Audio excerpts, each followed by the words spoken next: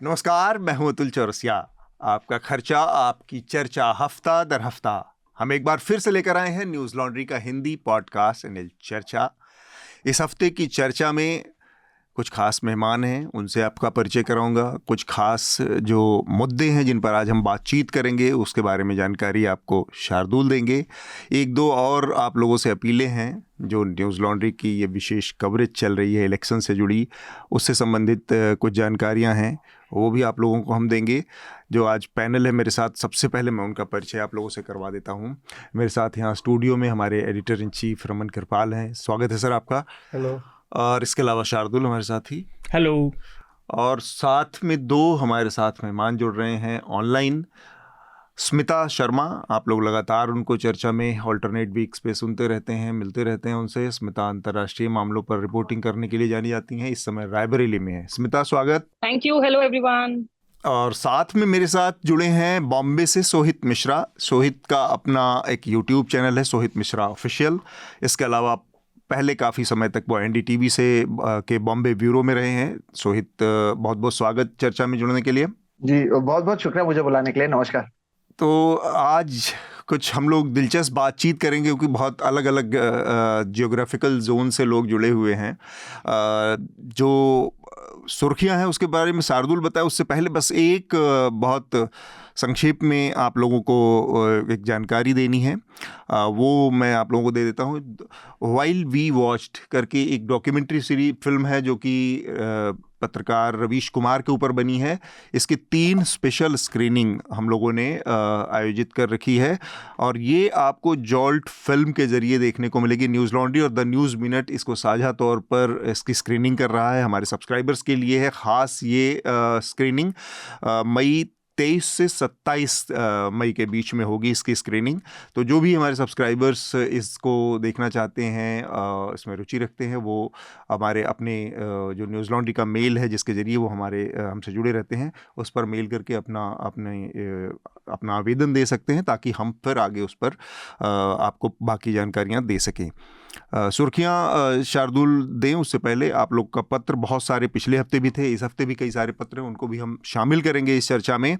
पता बहुत साफ है, सिंपल तरीके से आप www.newslaundry.com/podcast-letters यहाँ पर जाकर चिट्ठियाँ दे सकते हैं, हमें चर्चा के बारे में अपनी राय दे सकते हैं। या फिर सीधा सीधा एक और तरीका है कि आप हमें मेल कर दें podcast@newslaundry.com पर। यहाँ पर जाकर और सब्जेक्ट लाइन में आप चर्चा का जिक्र जरूर करें ताकि पता चले कि वो लेटर, क्योंकि हमारे बहुत सारे पॉडकास्ट हैं तो ये इधर उधर भी हो सकते हैं। इतना सब बस करना है आपको। शार्दुल, जल्दी से इस हफ्ते की जो सुर्खियां उसके बारे में आप बताएं और हम फिर चर्चा को शुरू करें। तो फटाफट सुर्खियों को ख़त्म करते हैं। पहली सुर्खी प्रधानमंत्री मोदी की तरफ से। इस हफ्ते भी उनका बातचीत और कथन अजीब सी सुर्खियों में तब्दील हुए। न्यूज़ 18 को इंटरव्यू देते हुए प्रधानमंत्री ने कहा, मैं किसी वोट बैंक के लिए काम नहीं करता और मैं बहुत पक्का हूँ कि मैंने कभी हिंदू मुस्लिम पर बात नहीं करी। और उन्होंने ये तक भी कह दिया कि अगर वे कभी हिंदू मुस्लिम बिना पर लोगों को बांटने की कोशिश करें तो I quote, he would be unworthy of public life. ये स्टॉप कोट।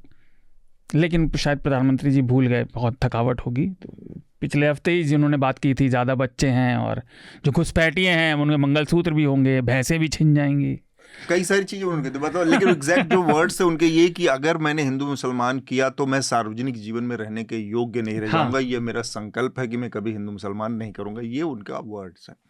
अब पता नहीं, अब वो शायद कहना चाह रहे हैं कि वो इन सब चीज़ों से मुसलमानों की बात नहीं कर रहे थे। इस पर हम बातचीत आज विस्तार से करेंगे, सबकी राय जानेंगे। हाँ। और दूसरी सुर्खी दिल्ली से ही है। 13 मई को आम आदमी पार्टी की राज्यसभा सांसद स्वाति मालीवाल ने पुलिस को फ़ोन किया और उन्होंने ये आरोप लगाया कि उनके ऊपर मुख्यमंत्री अरविंद केजरीवाल के आवास पर हमला किया गया, उनसे मारपीट की गई, अभद्रता की गई।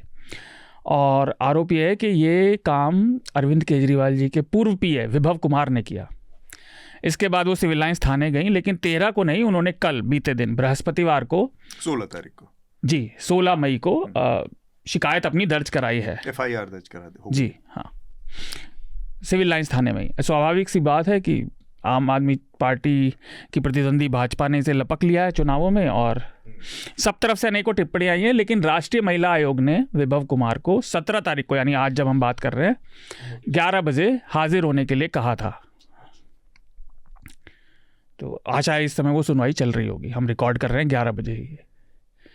13 मई को ही मुंबई में एक दर्दनाक हादसा हुआ। वहाँ तेज़ आंधी तूफान आया शाम को, और मुंबई के घाटकोपर इलाके में एक बहुत बड़ा विज्ञापन होर्डिंग था, वो गिर गया आंधी से पलटकर, जिसके नीचे अब तक 16 लोगों के मारे जाने की खबर है और करीब 75 लोग घायल हुए। सोहित से हम इस पर आज विस्तार से जानकारी, इस पर आज हम बात भी करेंगे। और ये होर्डिंग लगाया गया था ईगो मीडिया नाम की कंपनी द्वारा, जिसके मालिक हैं भावेश भिड़े। भावेश भिड़े पर पहले से ही 20-23 मामले हैं, और अभी तक वो इस मामले में भी पकड़ में नहीं आए हैं। आज पकड़, अच्छा कल पकड़, तो ये अपडेट है। सुबह तक नहीं पकड़े गए थे। मामलों में रेप के चार्जेस भी है। हाँ, उनमें से एक मामला रेप के चार्ज का भी है। व्यक्ति पहले 2009 में विधानसभा चुनाव भी लड़ चुका है। और महाराष्ट्र के मुख्यमंत्री एकनाथ शिंदे घटनास्थल पर गए थे, उन्होंने मुआयना किया था, और फिर उन्होंने कहा था कि पूरी मुंबई में ऐसे होर्डिंग्स की जांच पड़ताल की जाएगी, और जो भी अवैध होंगे उन्हें हटाया ही जाएगा, और लगाने वालों पर कार्यवाही की जाएगी। 15 मई को ये अगली सुर्खी है, उच्चतम न्यायालय ने न्यूज़ क्लिक के संस्थापक और संपादक प्रवीर पुरकायस्थ की रिमांड और गिरफ्तारी को अवैध करार दिया, उसे खारिज कर दिया। श्रोताओं की जानकारी के लिए बता दूं, प्रवीर पिछले साल 2 नवंबर से हिरासत में थे, जेल में बंद थे, और उनके ऊपर यूएपीए की धाराओं 13, 16, 17, 18, 22C और इसके अलावा 153A और 120B के तहत मुकदमे दर्ज किए गए थे। आज हम इस पर विस्तार से बात करेंगे भी। उसी दिन 15 तारीख को ही फिर शाम को दिल्ली की अदालत ने उन्हें 1 लाख के मुचलके पर जमानत दे दी, रिहा कर दिया, और उनकी गिरफ्तारी को अवैध ठहराया। हाँ, गिरफ्तारी पूरा का पूरा अवैध ठहराया।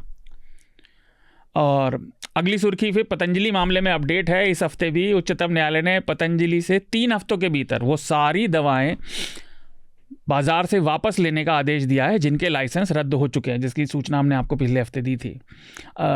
अदालत ने इस मामले में अपने निर्णय को सुरक्षित रखा है, और रामदेव और बालकृष्ण को अब आगे से अदालत में आने से छुट्टी दे दी है, सिर्फ वकील से काम चल जाएगा। लेकिन उन्हें दवाएं वापस 3 हफ्ते के अंदर वो सारी की सारी लेनी पड़ेंगी। मंगलवार को सरकार ने अर्थव्यवस्था से जुड़ा डेटा भी जारी किया था, और इसके अनुसार अप्रैल के महीने में थोक मुद्रास्फीति की जो दर थी वो 13 महीने की सबसे ऊंची स्तर पर पहुंच गई। ये दर अप्रैल के लिए 1.26% रही, जो कि मार्च में थी 0.53%। तो उछाल बहुत ज़्यादा आया और बहुत ऊपर तक गया। थोक मुद्रास्फीति में बढ़ने का मतलब है कि रिटेल में भी इसका असर बढ़ेगा। हाँ। यानी कि जब आम आदमी जो लेन देन परचेज करता है उसकी महंगाई भी बढ़ेगी। जी, और इससे पहले जो अधिकतम थोक मुद्रास्फीति की दर रही थी वो थी 0.73%, जो नवंबर 2023 में रही थी। अगली सुर्खी हैदराबाद से। हैदराबाद में भाजपा की प्रत्याशी माधवी लता फिर से सुर्खियों में आई इस हफ्ते। मंगलहाट पुलिस ने उनके खिलाफ डमी ईवीएम का इस्तेमाल करके मतदाताओं को दिग्भ्रमित करने का और बहलाने फुसलाने का मामला दर्ज किया। और मीम मटेरियल हो गई यार, दिन नया मसाला इससे मिलता रहता है। भाजपा के हैदराबाद वाले कार्यकर्ता बहुत ही जुझारू हैं। मैं हेडलाइन पूरी पढ़ देता हूँ श्रोताओं की जानकारी के लिए। मैं ये भी बता देता हूँ, पिछले हफ्ते जिस वजह से वो सुर्खियों में रही थी, क्योंकि उन्होंने एक पोलिंग बूथ में जाकर तथाकथित रूप से मतदाताओं की पहचान करने के लिए उनका बुर्का हटवाया था। पहचान करना एक हद तक ठीक है, लेकिन कैंडिडेट पोलिंग बूथ तक नहीं जा सकता। 100 मीटर के दायरे में ये नियम है। वो बूथ के अंदर घुसकर लोगों को चेकिंग कर रही थी। कैसे अलाउड हुआ, कैसे नहीं हुआ, ये भी अपने आप में सवाल है। फिर उसके बाद उम्मीदवार का भी काम नहीं है चेकिंग करना, वो चुनाव आयोग के अधिकारियों का काम है, प्लस पोलिंग बूथ एजेंट। हाँ, तो अधिकारियों ने यह भी बताया इस मामले में कि उन्हें नकली और वोटरों को बहलाने फुसलाने वाली जो मशीन थी उसके कोशिश में 2 भाजपा कार्यकर्ताओं को गिरफ्तार भी किया था। लेकिन माधवी लता थाने में घुस गई और उन्होंने वो फेक ईवीएम भी उठा के ले गई और 2 लोगों को भी छुड़ा के ले गई। तो ये भी एक अजब बात है। अपडेट कर्नाटका के प्रज्वल रेवन्ना मामले में भी है। उनके पिता HD रेवन्ना, जिन्हें 4 मई को गिरफ्तार किया गया था अपहरण के मामले में, उन्हें ज़मानत मिल गई और 14 तारीख को, यानी 2 दिन मंगलवार को यानी उनकी रिहाई होनी थी, और वो इसलिए थी जज ने शुक्रवार यानी आज जब हम रिकॉर्ड कर रहे हैं 17 तारीख को मामले की सुनवाई तक के लिए उन्हें अंतरिम जमानत दे दी थी। एक सुर्खी सुप्रीम कोर्ट से भी है इस हफ्ते। सुप्रीम कोर्ट ने गुरुवार को पंजाब और हरियाणा के कुछ राजस्व अधिकारियों की एंटीसिपेटरी जमानत के मामले में सुनवाई के दौरान कहा कि अब से ईडी किसी भी ऐसे व्यक्ति को पीएमएलए कानून के तहत गिरफ्तार नहीं कर सकती जो किसी समन की वजह से अदालत में हाजिर हुआ है। और अदालत ने ये कहा कि समन पर हाजिर हुए व्यक्ति किसी भी व्यक्ति को तुरंत गिरफ्तार नहीं माना जा सकता, उसे गिरफ्तार करने के लिए अलग से जमानत के लिए आवेदन करने की आवश्यकता होगी। और कोर्ट ने ये भी कहा कि पेशी के दौरान उस पर पीएमएलए का सेक्शन 45 लागू नहीं होगा। मैं श्रोताओं के लिए बता दूं, सेक्शन 45 ही वो नुक्ता है जो पीएमएलए के अंतर्गत जमानत को बहुत मुश्किल बनाता है। और आखिरी बात, अदालत ने यह भी कहा कि अगर स्पेशल कोर्ट में कोई मनी लॉन्ड्रिंग से जुड़ा मामला चल रहा है तो इसका मतलब ये नहीं है कि उस पर अलग से आप सीधा ईडी पीएमएलए लगा देगी। उसको पहले स्पेशल कोर्ट से इजाज़त लेनी होगी, गिरफ्तारी की भी और मामला दर्ज करने की भी। तो ये बहुत महत्वपूर्ण एक बड़ा कदम है सुप्रीम कोर्ट के लिहाज से, और हम उम्मीद करते हैं कि आगे ये नज़ीर बने, क्योंकि इस सरकार ने ईडी के खासकर पीएमएलए के कानून में जो बदलाव करके इसको बहुत सारी ऐसी ताकतें दी थी जिसमें कि गिरफ्तारी की ताकत थी, उसका काफ़ी इस्तेमाल बढ़ता हुआ देखा। बेजा सही है गलत है उसकी बहस में हम नहीं जाते, लेकिन उसमें बहुत सर्ज था। तो उस पर एक लीगल स्क्रूटनी बहुत ज़रूरी है कि गिरफ्तारी का जो डंडा है, अब उसमें सुप्रीम कोर्ट ने जो एक बनाया है ये नज़ीर बने। हमें ऐसी उम्मीद करनी चाहिए, क्योंकि पीएमएलए के तहत सीधे उठाना और गिरफ्तारियां करना और उसके बाद जमानत नहीं मिलना, तो वो जस्टिस का जो बेसिक फंडामेंटल प्रिंसिपल है कि बेल कंपलसरी है, जेल रेयर होता है, उसको भी कहीं ना कहीं वो ठेंगा दिखाता है। रमन साहब, नहीं, पूरा समझने के लिए मेरे ख्याल से हमको पढ़ना पड़ेगा कि जजमेंट क्या है, ऑर्डर क्या है। ये जजमेंट भी नहीं है, शायद ऑर्डर है। एक कोई हियरिंग हो रही है, हाँ, उसमें और एक ऑर्डर, हाँ, इंटरिम ऑर्डर है, तो उसमें इस टाइप से ये बात आई है। लेकिन समझना पड़ेगा, जो मुझे समझ आई है अखबार में रिपोर्ट पढ़ने के बाद, वो ये समझ में आई है कि भाई एक केस है, आपने इसमें एफआईआर की, आपने इसको दर्ज करा दिया और कोर्ट के अंदर सुनवाई शुरू हो गई जी, ठीक है, और उसके बाद आपने किसी को अरेस्ट कर लिया। हाँ, अगर ये केस है तो उसमें उन्होंने ये कहा है कि भाई तुम जब एक बार शुरू हो गया है, जुडिशरी में केस शुरू हो गया, उसके बाद अगर आप अरेस्ट कर रहे हैं तो आप हमसे परमिशन, कौन से परमिशन के करेंगे। लेकिन ठीक है, ये बात सही है, लेकिन अगर पीएमएलए शुरुआत में ही लगा दिया और मतलब कि एफआईआर के करते ही और तभी अरेस्ट कर लिया, तब भी ये लागू होगा कि नहीं होगा हमें नहीं पता। तो मतलब कि आप जुडिशियल प्रोसेस शुरू करने से पहले ही अरेस्ट करने लग जाएं तो उसको क्या जुडिशरी रोक सकती है, क्या ये ऑर्डर रोक सकता है, ये अभी क्लैरिटी नहीं है उस पर। तो मेरे ख्याल से वो ऑर्डर पूरा पढ़ना पड़ेगा, क्योंकि मैं क्या कहने की कोशिश कर रहा हूँ कि ठीक है, इस पर्टिकुलर केस के अंदर मतलब सरकार ने इस टाइप से किया, अब वो आगे ईडी इस बात का ख्याल रखेगी और वो पहले अरेस्ट करेगी, उसके बाद जुडिशरी के पास जाएगी। तो ये अब वो मतलब कि वो तो अपना पैतरा चेंज कर सकते हैं। वो आपकी बात सही है सर, बट कई सारे केसेस में ऐसा हुआ था ना कि लोग अदालत आए और ईडी ने अदालत से उन्हें इंटरिम जमानत मिली, जिस केस में उसे पीएमएलए लगा के पकड़ लिया, पोस्ट फैक्टो जो लग रहा था। हाँ, तो उसमें तो वो होगा नहीं, तो वो तो नहीं कर सकेंगे, लेकिन शुरुआत में अगर कर दिया तो। और इस हफ्ते की आखिरी सुर्खी बिहार से। बिहार के पूर्व उप मुख्यमंत्री और भाजपा सांसद सुशील कुमार मोदी का 13 मई को दिल्ली में निधन हो गया। वे लंबे समय से कैंसर से जूझ रहे थे और सुशील कुमार मोदी ने लंबे समय तक भाजपा और जदयू गठबंधन के बीच एक महत्वपूर्ण कड़ी बने रहने का काम किया था। तो हमारी ओर से उनके परिवार को श्रद्धांजलि। तो एक और आखिरी सुर्खी जोड़कर और हम चर्चा की शुरुआत करते हैं। न्यूज़ लॉन्ड्री की एक एक्सक्लूसिव खबर आई थी कुछ दिन पहले, जो कि हृदय जोशी ने की थी, कि किस तरह से जो वहाँ का उत्तराखंड का वन विभाग प्रशासन था, उसके कर्मचारी थे, उनको चुनाव की ड्यूटी पर लगाया गया तमाम पूरे पहले के आदेशों को दरकिनार करते हुए, नज़रअंदाज करते हुए, सुप्रीम कोर्ट का आदेश, चुनाव आयोग का आदेश के बावजूद उनको चुनाव ड्यूटी पर लगाया गया। और उसकी वजह से वनों में जो आग लगी, जो उत्तराखंड के फॉरेस्ट फायर में की विभीषिका हुई, उसको समय से रोका नहीं जा सका, उसमें बहुत ज़्यादा नुकसान उठाना पड़ा। तो वो स्टोरी हृदय जोशी ने न्यूज़ लॉन्ड्री पर की थी, आप लोगों ने पढ़ी, और उसके बाद सुप्रीम कोर्ट में वो मामला चला गया और वहाँ पर सुप्रीम कोर्ट ने बहुत तल्ख टिप्पणियाँ की। अभी भी ये मामला सुप्रीम कोर्ट में अगली सुनवाई के लिए उसकी तारीख तय है। तो इस बातचीत को पे हमने विस्तार से, हमारी 2 वीडियो रिपोर्ट्स आई हैं, एक और रिपोर्ट आने वाली है। हम लगातार इस मामले को फॉलो भी कर रहे हैं।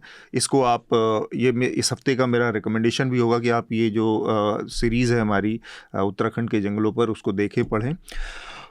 हम चर्चा को शुरू करते हैं। सबसे पहला जो मामला है, मैं बम्बई वाले मामले से शुरू करना चाहता हूँ, क्योंकि चुनाव पर तो हम बात करेंगे, क्योंकि पूरा देश लगातार, और पिछले लगातार 4-5 एपिसोड जब से देश लोकसभा चुनाव में गया है, तब से हम हर एपिसोड में चुनाव की बात तो कर ही रहे हैं। बम्बई में जो होर्डिंग गिरी और जिसमें 16 लोगों की अब तक मौत हो चुकी है, बड़ी संख्या में लोग घायल हुए हैं। एक तो बार बार ये ऐसा आता है कि हमारे जो शहरों का पूरा इंफ्रास्ट्रक्चर है, उसमें वो इतना एक तरह से रॉटन है या ढह रहा है कि बार बार इस तरह की घटनाएं होती। कभी कोई होर्डिंग गिर जाती है। इस तरह की घटना यहाँ पर कुछ करीब 1 साल पहले हुई थी, जब नोएडा में एक होर्डिंग गिर गई थी और 2-3 लोग उसके नीचे खड़े थे, ऐसे ही आंधी तूफान में मौत हो गई थी।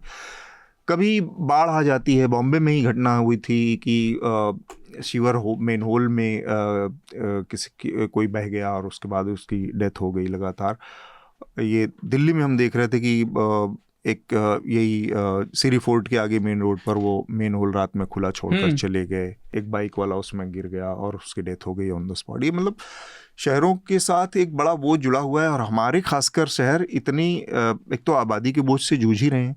बहुत बड़ा इन्फ्लक्स है, मतलब वेस्ट के शहरों से हम तुलना करें तो उतना ज़्यादा, और इंफ्रास्ट्रक्चर भी हमारे यहाँ उतना बड़ा है नहीं, लोगों की अवेयरनेस भी कम है, और उसके साथ करप्शन एक बहुत बड़ा फैक्टर है।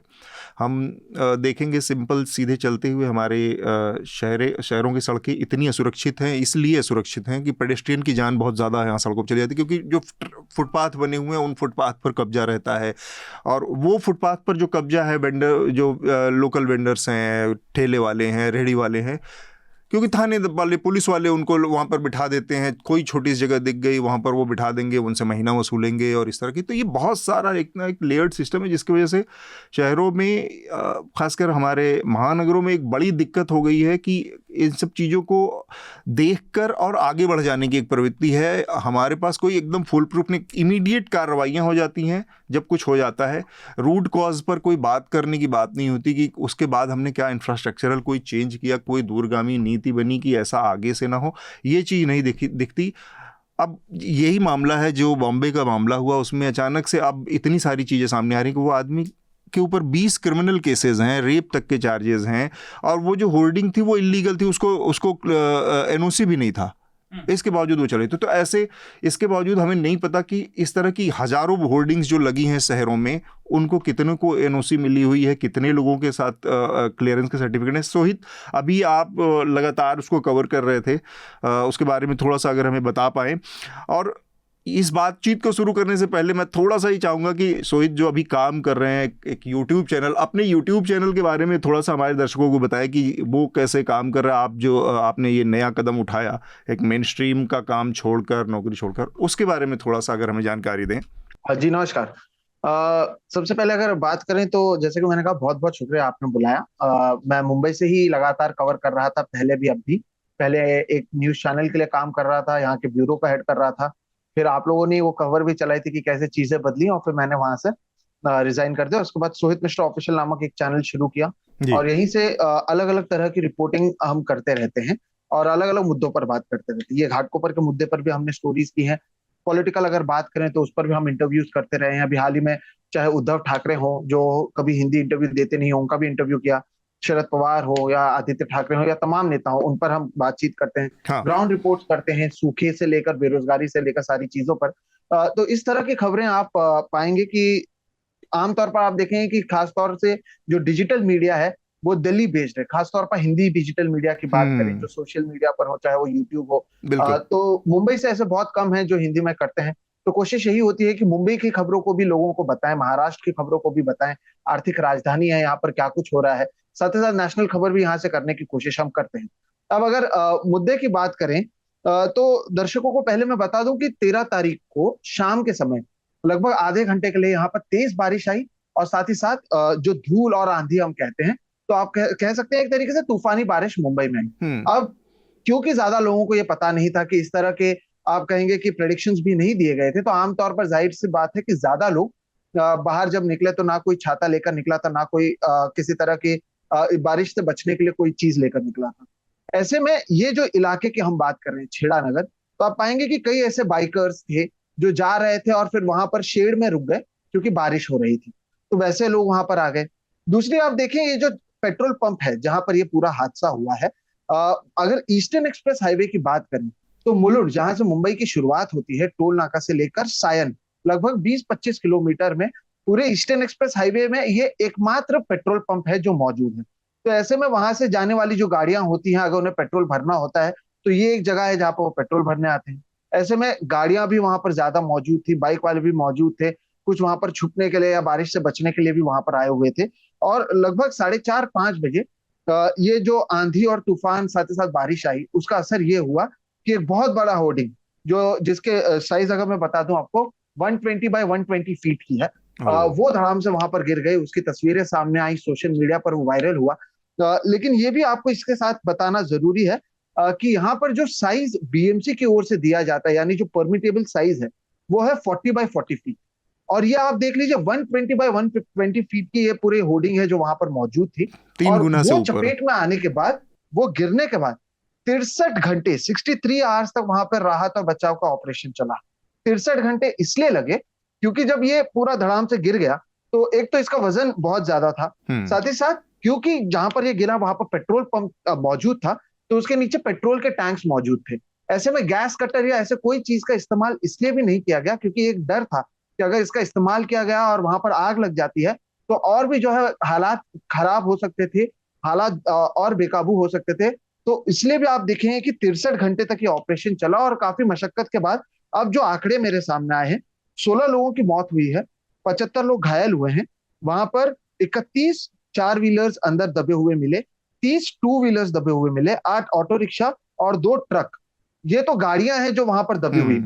और अभी 16 लोग मरे हैं, कई लोग अब भी गंभीर रूप से घायल हैं जिनका अस्पताल में इलाज चल रहा है। अब आपको एक और चीज, क्योंकि आपने ये जिक्र किया कि मुंबई में या अलग अलग जगहों पर ऐसी घटनाएं होती रहती हैं, जब खास तौर पर बात करें तो केवल आधे घंटे की आंधी तूफान और बारिश को ये शहर झेल नहीं पाया, जिसे मैक्सिमम सिटी कहते हैं। इस देश की अगर बात करें तो सबसे अमीर लोग जो हैं वो इसी शहर में रहते हैं, सबसे ज्यादा टैक्स यही शहर देता है। बीएमसी जो एक म्युनिसिपल कॉर्पोरेशन है, उसका अकेले का बजट इस साल का था 60,000 करोड़, जो कई राज्यों से ज्यादा होता है। कई राज्यों के भी इतने बजट नहीं होते हैं जितना बजट ये एक म्युनिसिपल कॉर्पोरेशन का है। लेकिन इस तरह के हादसे होते हैं, और जैसे ही हादसा होता है, क्योंकि मैं यहाँ पर लगातार मानसून एक बीट होती है जो मुंबई का हर एक रिपोर्टर को कवर करना पड़ता है क्योंकि हर साल लोग मरते हैं, तो एक चीज जो कॉमन देखी जाती है कि बीएमसी पहले हाथ उठा लेती है। इस केस में भी ऐसे ही हुआ क्योंकि ये बीएमसी भी मौजूद है और साथ ही साथ यहाँ पर रेलवेज का ये जमीन थी। अच्छा। जहां पर ये पूरा बैनर लगा हुआ है, ये जमीन बीएमसी की नहीं थी, रेलवेज की थी। और ये जो परमिशन दिया गया था वो फॉर्मर जीआरपी जो चीफ थे कैसर खालिद, उनकी ओर से दिया गया था। तो ऐसे में जैसे ही लोगों की मौत हुई, बीएमसी के प्रशासन ने हाथ उठाया और कहा कि हमने तो परमिशन दिया नहीं, ये परमिशन रेलवे वाले ने दिया, तो कार्रवाई है वो रेलवे वालों की होनी चाहिए। लेकिन यहाँ पर सवाल ये उठता है कि बीएमसी में परमिशन नहीं दिया होगा, लेकिन बीएमसी ने 21 बार इसी शख्स को नोटिस दिया था। ये कहा गया था कि ये जो होर्डिंग लगाए गए हैं वो अवैध है, लेकिन उस पर कोई तोड़क कार्रवाई नहीं होती। और जैसे ही, और मैं आपको एग्जांपल देता हूं कि ये बीएमसी और रेलवे के बीच में ये एक दूसरे से जो अपनी जो जिम्मेदारी होती है, जब कोई घटना होती है वो एक दूसरे में बांट देते हैं। आपको अभी याद होगा हाल ही में एक अंधेरी में गोखले ब्रिज है, जिसमें एक ब्रिज जो है ऊपर की तरफ बन गई थी और दूसरी ब्रिज नीचे की तरफ बन गई थी। फिर ये कहा गया कि बीएमसी ने कहा हमने हमारी ब्रिज सही से बनाई, रेलवेज ने अपने ब्रिज सही से नहीं बनाई। सीएसटी के ठीक सामने हिमालयन ब्रिज है, वो ब्रिज भी आप देखेंगे 2019 में वो ब्रिज जो है ढह गई थी, वहां पर भी लोगों की मौत हुई। फिर कहा गया कि वो हिस्सा बीएमसी ने कहा रेलवेज के पास आता है, रेलवेज ने कहा बीएमसी के पास आता है। एल्फिंस्टन रेलवे स्टेशन के बाहर भगदड़ में कई लोगों की मौत हुई। बिल्कुल। फिर एक बार बीएमसी ने कहा कि वो इलाका रेलवेज में आता है, रेलवेज ने कहा वो इलाका बीएमसी के पास आता है। और ये ऐसे तमाम आपको मामले मिल जाएंगे मुंबई और उसके आसपास के इलाकों में, जहां पर एक दूसरे पर ये जरूर कहते हैं कि ये हमारी जिम्मेदारी नहीं है, ये उनकी जिम्मेदारी है। फिर ऑडिट की बात होती है, जांच की बात होती है, और मामला रफा दफा दिया जाता है। अब जो आपने कहा यहाँ पर, तो ये भावेश भिंडे इनका नाम है, जो ईगो मीडिया प्राइवेट लिमिटेड जिसकी ये पूरे होर्डिंग थी, भावेश भिंडे नामक ये शख्स है, इसे जो मुख्य आरोपी बताया गया। ये फरार थे। कल रात को उदयपुर से इन्हें गिरफ्तार किया गया और आप मुंबई उन्हें लाया जा रहा है, मैं और आप बात कर रहे हैं। लेकिन इसमें क्या भावेश भिंडे अकेले जिम्मेदार हैं? क्योंकि उन्हें तो ये परमिशन रेलवे वाले ने दी थी, अब रेलवे की जमीन थी, तो रेलवे ने उनके ऊपर कोई कार्रवाई क्यों नहीं की? अगर आप देखेंगे तो जितने बड़े ये होर्डिंग्स है और उसके नीचे जो उसको पिलर था उसके सपोर्ट के लिए, उसकी साइज काफी छोटी थी। अब बीएमसी कहती है क्योंकि हमारे पास नहीं आता, लेकिन आपको दिखाई तो देता है कि 40 बाई 40 और 120 बाई 120 में कितना फर्क होता है। लेकिन हर बार की तरह यही होगा कि इसके ऊपर जांच की जाएगी और कुछ समय में भूल जाएंगे लोग। और ये अकेला मामला नहीं है, यहाँ पर पेड़ भी गिरे उस दिन, उससे एक शख्स की मौत हुई। 2 जगहों पर इमारत का जो हिस्सा है वो ढह गया, उसके वजह से कई गाड़ियां डैमेज हुई हैं। तो आधे घंटे की आंधी और तूफान को ये शहर जो है बर्दाश्त नहीं कर पाया। और 13 मई की इवनिंग की ये घटना है, 13 मई की शाम को ये हुआ। 15 मई को प्रधानमंत्री उसी घाटकोपर में आए थे। जो रोड शो हुआ था, ये जो हादसा हुआ ये घाटकोपर ईस्ट में हुआ। प्रधानमंत्री घाटकोपर वेस्ट में लगभग 1 घंटे का उन्होंने रोड शो किया। उसी दिन मुंबई से सटे कल्याण में उन्होंने रैली की, उसी दिन महाराष्ट्र के नासिक में उन्होंने रैली की। लेकिन कहीं पर भी उन्होंने ना इसका जिक्र किया, ना इसके बारे में कोई कुछ कहा। अब आप कहेंगे कि इसकी जिम्मेदारी बीएमसी की है, लेकिन बीएमसी में दर्शकों को यह भी बता दो, पिछले 2.5 साल से एक भी पार्षद मौजूद नहीं है। पिछले 2.5 साल में बीएमसी में इलेक्शंस नहीं हुए हैं, मामला अदालत में जाकर अटका हुआ है, और इसके वजह से जो सारी देखरेख है वहां पर वो महाराष्ट्र सरकार की ओर से की जाती है। और महाराष्ट्र के मुख्यमंत्री हैं एकनाथ शिंदे, महाराष्ट्र के गृह मंत्री हैं देवेंद्र फडणवीस, तो उनकी जिम्मेदारी इस पूरे मामले में बन जाती है। इसलिए आप देखेंगे कि प्रधानमंत्री ना वहां पर गए, ना उन्होंने वहां पर, और जिस दिन प्रधानमंत्री आए थे उस दिन 2 बॉडीज मिले, और प्रधानमंत्री के जाने के अगले दिन 2 बॉडीज मिले हैं। प्रधानमंत्री की वजह से ट्रैफिक डाइवर्ट किया गया था, तो वहां पर राहत और बचाव के काम में देरी हुई थी। ये सारी चीजों को भी हमें याद रखना चाहिए। काफी विस्तार से आपने बताया सोहित। रमेश, में इसका दूसरा वाला पहलू था जो कि हमारे क्रम्बलिंग इंफ्रास्ट्रक्चर वाली बात है कि शहर बहुत पुरानी है, उनके ऊपर बोझ बहुत बढ़ गया है। उसके हिसाब से हमारा जो एडमिनिस्ट्रेशन है वो ना तो सोच पाता है ना कर पाता है। आपने भी बॉम्बे को देखा, आप रहे हैं और आप एक दूसरे शहर में रहे हैं, दोनों शहरों की कमोबेश एक सी स्थिति है जब प्रेशर आता है और लोगों की जाने जाती रहती। तो आप इसको कैसे देखते हैं, इस घटना को अपने पुराने टाइम के और आपके हिसाब से देखें जब? नहीं, इस केस में भी यहाँ तक मेरी समझ है कि रेलवे बोर्ड की लैंड ज़रूर होगी, और इसमें इनफैक्ट शहर में डिफरेंट मिनिस्ट्रीज ऑर्गेनाइजेशंस की लैंड होती है, लेकिन वो बाइंड होते हैं, उनके ऊपर म्यूनिसिपल लॉ है वो लागू होता है। ओके, अगर आप कोई बिल्डिंग उस पर बनाना चाहते हैं, अगर आप उस पर कोई बिलबोर्ड इरेक्ट करना चाहते हैं, तो उसके लिए आपको म्यूनिसिपल लॉ की क्लियरेंस चाहिए। सो इसमें ये कहना कि बीएमसी बिल्कुल अपने हाथ धो देगी वो पॉसिबल नहीं है। क्योंकि उसका और इनफैक्ट सोहेल ने तो बहुत अच्छा बताया, इनफैक्ट काफ़ी जानकारी हुई, हमने तो अखबार में जो पढ़ा है और कुछ जो दोस्त लोग हैं बॉम्बे में उन्होंने जो बताया, उसमें एक बात ये भी सामने आई है कि इवन बीएमसी ने 3 नोटिसेस इनको दिए थे कि इसके बारे में भी, इस पर्टिकुलर बिलबोर्ड के बारे में भी 3 नोटिसेस दिए थे। बीएमसी मेरे ख्याल से रिचेस्ट म्यूनिसिपल बॉडी है। और मैं भी वहाँ पे इंडियन एक्सप्रेस के साथ था 2 साल मैं भी रहा हूँ, और उसकी कुछ लिमिटेशंस हैं, बॉम्बे की अपनी कुछ लिमिटेशंस हैं, और उसके अलावा लेकिन लिमिटेशंस के बावजूद जो डेवलपमेंट हुआ है वहाँ पे, जिस तरीके से मतलब कि अनऑथराइज्ड डेवलपमेंट जो हुआ है, तो उससे ये प्रॉब्लम्स तो आती हैं। वहाँ पे कई पुरानी बिल्डिंग्स भी हैं जिनका नया डेवलपमेंट होना है। वहाँ पे एक भूमाफिया भी बहुत तगड़ा काम करता है बॉम्बे में, बिल्डर माफिया। हाँ, बिल्डिंग काफ़ी, और वो जो पुरानी बिल्डिंग्स को हथियाना, उसको बनाना, तो वो भी एक मतलब कि प्रॉब्लम बहुत लार्ज है। लेकिन अब जैसे ये हादसा हुआ है, अब इस हादसे को ही अगर अच्छे ढंग से हम एड्रेस कर लें जुडिशली, लीगली, तो मेरे ख्याल से प्रॉब्लम सॉल्व हो सकती हाँ, है। मतलब आगे की बहुत सारी प्रॉब्लम चीजें क्या रुक होती है सकती कि हैं। लीगली कुछ सॉल्व होता नहीं है। तो बीजेपी, सॉरी, कौन आया था, हाँ, बीजेपी ने एक प्रेस कॉन्फ्रेंस की, वहाँ पे ये जो ईगो का जो मालिक है उसकी फोटो और उद्धव ठाकरे के साथ दिखा के उन्होंने उन्होंने भी लगा ये एक कर दिया। तो वो मामला अब, क्योंकि पार्टियों का हो इलेक्शन गया। भी है, पॉलिटिकल होता जा रहा है। तो मेरा मानना है कि अगर आप इसको इशू को अच्छे ढंग से जुडिशली एड्रेस करें तो हम एक स्टेप फॉरवर्ड जाएंगे। लेकिन क्या होता है कि जितनी ये घटनाएं होती हैं, हम एक स्टेप पीछे चले बैकवर्ड ही जाते, जाते हैं। बिल्कुल। केवल आरोप प्रत्यारोप में ही ज्यादा टाइम चला जाता है और पॉलिटिकल स्लैगफिश बन के रहता है। स्मिता? अतुल, इसमें मुझे जो लगता है ना, सबसे बड़ी बात है कि हम जब 140 करोड़ की आबादी की बात करते हैं, हमारे यहाँ बाय एंड लार्ज जिंदगी सस्ती है, लाइव्स आर चीप। दूसरा, लोगों में ये बार बार ये जो फीलिंग है ना कि you can get away with murder, क्योंकि जवाबदेही फिक्स नहीं होती है। इस तरह के इतने बड़े बड़े हादसे हो जाते हैं। मतलब मुंबई में तो खैर हम, पता नहीं, हम जब से हम छोटे थे अभी बड़े हो गए हैं, सिविल बिल्डर नेक्सस की बात की जाती है, भ्रष्टाचार की बात की जाती है अथॉरिटीज के लेवल पर। दिक्कत ये होती है कि जब इस तरह के बड़े हादसे होते हैं और व्हील्स ऑफ जस्टिस मूव करती हुई नजर नहीं आती है, इक्का दुक्का हेडलाइंस बन जाते हैं, सुर्खियां बन जाती हैं, कुछ छोटी मछलियों को जो है आप जाल में आप कैद कर लेते हैं। लेकिन एक्चुअली अगर करप्शन हो रहा है, ये अगर जैसा कह रहे हैं कि ये जिस पुलिस रेलवे फोर्स की बात कर रहे हैं जहां से सैंक्शंस आए थे, सोहित जिसका जिक्र कर रहे हैं, मेन कौन से अथॉरिटीज हैं जिन्होंने इन बातों को क्लियरेंसेस दी थी? क्या उन अथॉरिटीज के खिलाफ कोई पुख्ता कार्रवाई की किसी को उम्मीद भी है?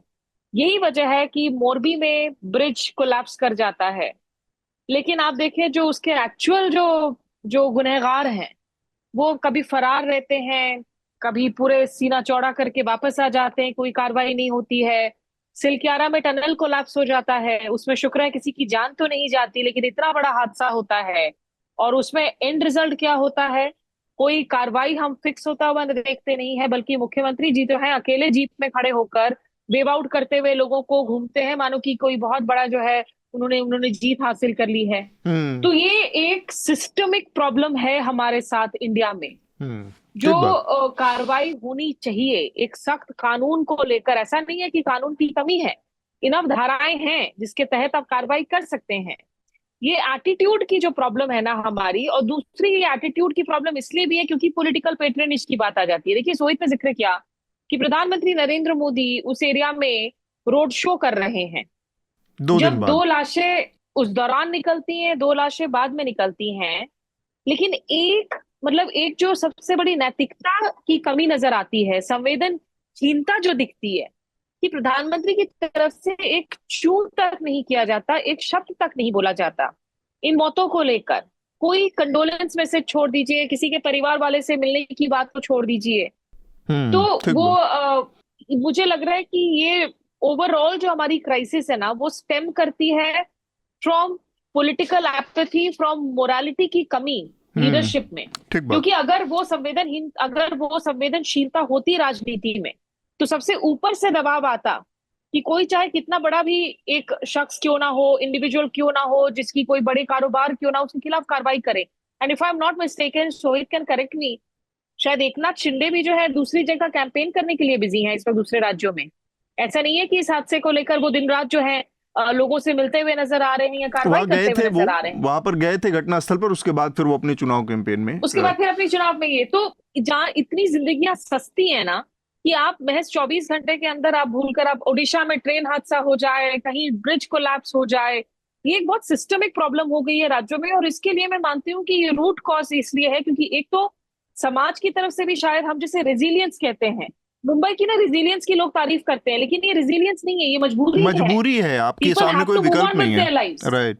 ये कंपल्शन है उनकी, उसको हम ग्लोरीफाई करते हैं कि मुंबई Unnecessary. की स्पिरिट, मुंबई की रेजिलियंस बोलकर। क्यों ग्लोरीफाई करें हम उसे? लोगों को भी इस हक के लिए जो है आवाज उठाने की जरूरत है। और जब आपकी संवेदनहीनता जब शीर्ष लेवल पर हो, तो जाहिर सी बात है फिर कानून का खौफ भी आप कैसे पैदा करेंगे लोगों के बीच में? ठीक बात है। इसमें अकाउंटेबिलिटी की बात आई, रमन सर ने भी कही और स्मिता ने भी इसी को जिक्र किया। बड़ा अजीब सा एक मसला है इसमें अकाउंटेबिलिटी को लेकर। अव्वल तो जो लोग जिम्मेदार होते हैं, जो भ्रष्टाचार करके और नेक्सस बनाकर इसमें लिप्त होते हैं, उन लोगों पर कार्रवाई नहीं होती, और कई बार उल्टी तरफ बहुत ज़्यादा एक्शन देखने को मिलता है। जैसे मैं एक घटना का जिक्र करना चाह रहा हूँ, अभी हाल फिलहाल की एकदम है, तो बड़ा आपको थोड़ा सा समझ में आएगा कि कैसे जो इस तरह की जो पब्लिक प्लेसेस में बड़ी संख्या में लोगों की जानें चली जाती हैं और कुछ नहीं होता। चारधाम यात्रा, गंगोत्री यमुनोत्री की यात्रा का एक फ़ोटो आया कुछ दिन पहले, और वो जो कि बहुत फ्रेजाइल जोन है वहाँ पर हिमालय का, और उस फ्रेजाइल जोन में जहाँ पर एक सक्रिय सी सड़क पे बड़ी संख्या में भीड़ एकदम से एक, और वो एकदम वर्ज पे दिख रहा है, यमुनोत्री का एकदम वर्ज पे लोग फंसे हुए हैं या वेट कर रहे हैं या इंतज़ार कर रहे हैं। मतलब पूरा मेला जैसा लगा हुआ, एक पहाड़ के एक सिरे से लेकर दूसरे सिरे तक। और उसको देख के कोई अंदाज़ा लगा सकता है कि किसी भी पल में अगर कोई छोटी सी भगदड़ मच जाए, कोई एक छोटा सा वहाँ से लैंडस्लाइड हो जाए, कोई पत्थर लुढ़क जाए, तो वहाँ पर बड़ी भगदड़ और बड़ी त्रासदी हो सकती है। और पहाड़ों में ऐसा हुआ भी है, और इसके अलावा तमाम धार्मिक स्थलों पर भी हुआ है। इस खबर को अव्यवस्था का और एक खतरे का वो सूचक मान के दैनिक भास्कर ने एक स्टोरी की, एक रिपोर्ट चेक कर दी फ्रंट पेज पे। दैनिक भास्कर के खिलाफ एफआईआर दर्ज कर ली गई कि ये अफवाह फैला रहे हैं या ये लोगों को भ्रमित कर रहे हैं। ये इस मामले में इतने प्रॉम्प्ट हैं कि इससे राज्य की छवि खराब होती। इनको ये पूरा का पूरा जो छवि प्रबंधन का खेल है, ये छवि प्रबंधन और पीआर मशीनरी और पीआर कंपनियों के जरिए मीडिया मैनेजमेंट, ये जो लत लग गई है ना, ये इतनी बड़ी समस्या हो गई है कि लोगों को लगता है कि मतलब वो कहते हैं टॉम डिक एंड हैरी, एकदम ऐरा गैरा नत्थु खैरा भी हो ना, उसके अंदर केवल ये जिजीविषा पैदा हो जाए कि मैं अमिताभ बच्चन हूँ, तो वो किसी भी तरह की पीआर मशीनरी और ये वो करके, मतलब उस सरकार को उस एफआईआर कराने में ये बात की झिझक नहीं हुई कि वहाँ पर हज़ारों लोगों की ज़िंदगी दांव पर है, हमको अगर कहीं से एक तस्वीर आ गई तो हमको एक प्रिएम्प्टिव एक्शन लेना है, और इस तरह की कोई वारदात हो उससे पहले हमको इस खतरे से निपट लेना है। एफआईआर दर्ज की इस बात पर की जा रही है कि आप छवि खराब कर रहे हैं प्रदेश की। शार्दुल, आपकी आखिरी बात इस पे करते हैं और फिर अगले विषय पर बढ़ेंगे। देखिए, इससे कई बात जुड़ी हुई है। एक मैं जो आपने बात की मैं उसी पे आना चाहता, पर एक चीज़ तो है, इसको मैं सिर्फ एक वाक्य कहूँगा कि बहुत बड़े विज्ञापन के होर्डिंग से सामान्य स्तर के लोगों का मर जाना ये एक आयरनी भी दिखाता है, विडम्बना पूंजीपति और पूंजीहीन के बीच की, किसकी कितनी वक़्त है। लेकिन उसके अलावा जो आपने बात कही और थोड़ा सा उसकी तरफ इशारा स्मिता ने भी किया, जो पारदर्शिता की है, तो आप मुंबई को देख लीजिए। आप मुंबई में हर साल बरसात में चलना दूभर है, वो जान पे खेल के लोग निकलते हैं, उन्होंने बताई बात। ट्रेन को देख लीजिए, लोकल ट्रेनों का बरसात शुरू हो गई है, आप देख लीजिएगा असंख्य वीडियो। अभी 1-2 साल पहले वो ब्रिज पे दब के लोग मरे थे, एल्फिंस्टन ब्रिज, है ना। और ये खचाखच भीड़ जिसमें लोग लिटरली अपनी जान को दांव पर लगा कर जा रहे हैं क्योंकि उनकी मजबूरी है, उनको रेजिलियंस बता देते हैं। ये जो सारी कमी है नगर निगमों में, सबसे ज़्यादा अपारदर्शिता है, सिर्फ जवाबदेही में नहीं, उनके काम में भी। उनके नगर के जो पार्षद होते हैं उनका काम क्या है, पब्लिक को तो ये समझ है नहीं।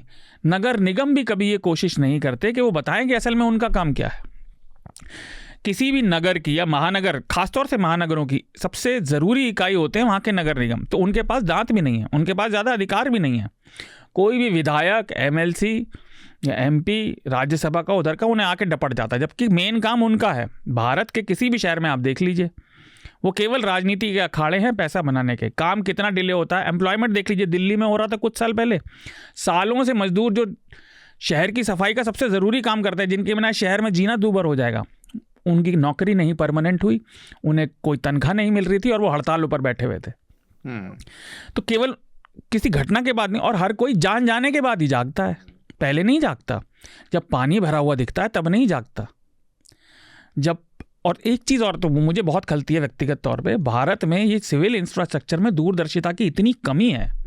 फ्लाईओवर बनते हैं, बड़े चकाचौंध सब बनते हैं, गटर कोई नहीं बनाता, जबकि सीवेज लाइन के बिना आपकी ज़िंदगी दूभर हो जाएगी। ये किसे नहीं पता कि अगर आप घर में सीवेज ठीक से नहीं डालेंगे तो आपका अच्छा खासा बना हुआ घर बेकार हो जाएगा। 10 साल के अंदर में बना हुआ फ्लाईओवर छोटा पड़ जाता है आपका। 10 साल का विजन नहीं दिखता यहाँ पे। शहर में इतने सारे, मैंने वो जो प्रगति मैदान पे सुरंग बनी वो 2 साल में रहेगी। लार्सन एंड ट्यूब्रो के ऊपर दिल्ली वालों ने मुकदमा किया है कि उन्होंने पैसे ज्यादा लेके किया नहीं काम।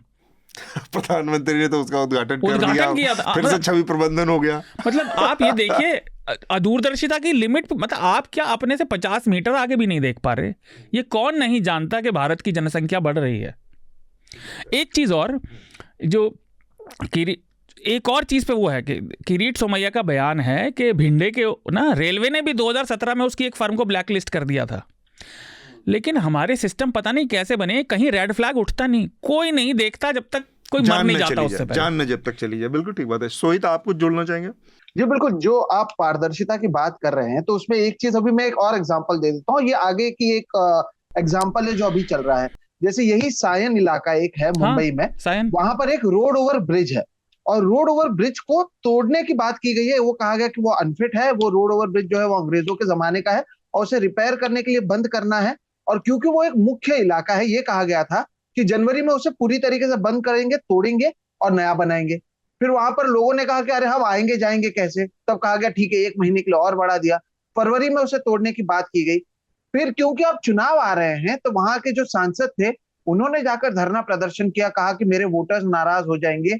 अपने केंद्र सरकार और राज्य सरकार में उन्होंने बात की और अब तक उस ब्रिज को नहीं तोड़ा गया, जिसे तोड़ने का जो डेट है वो जनवरी महीने की।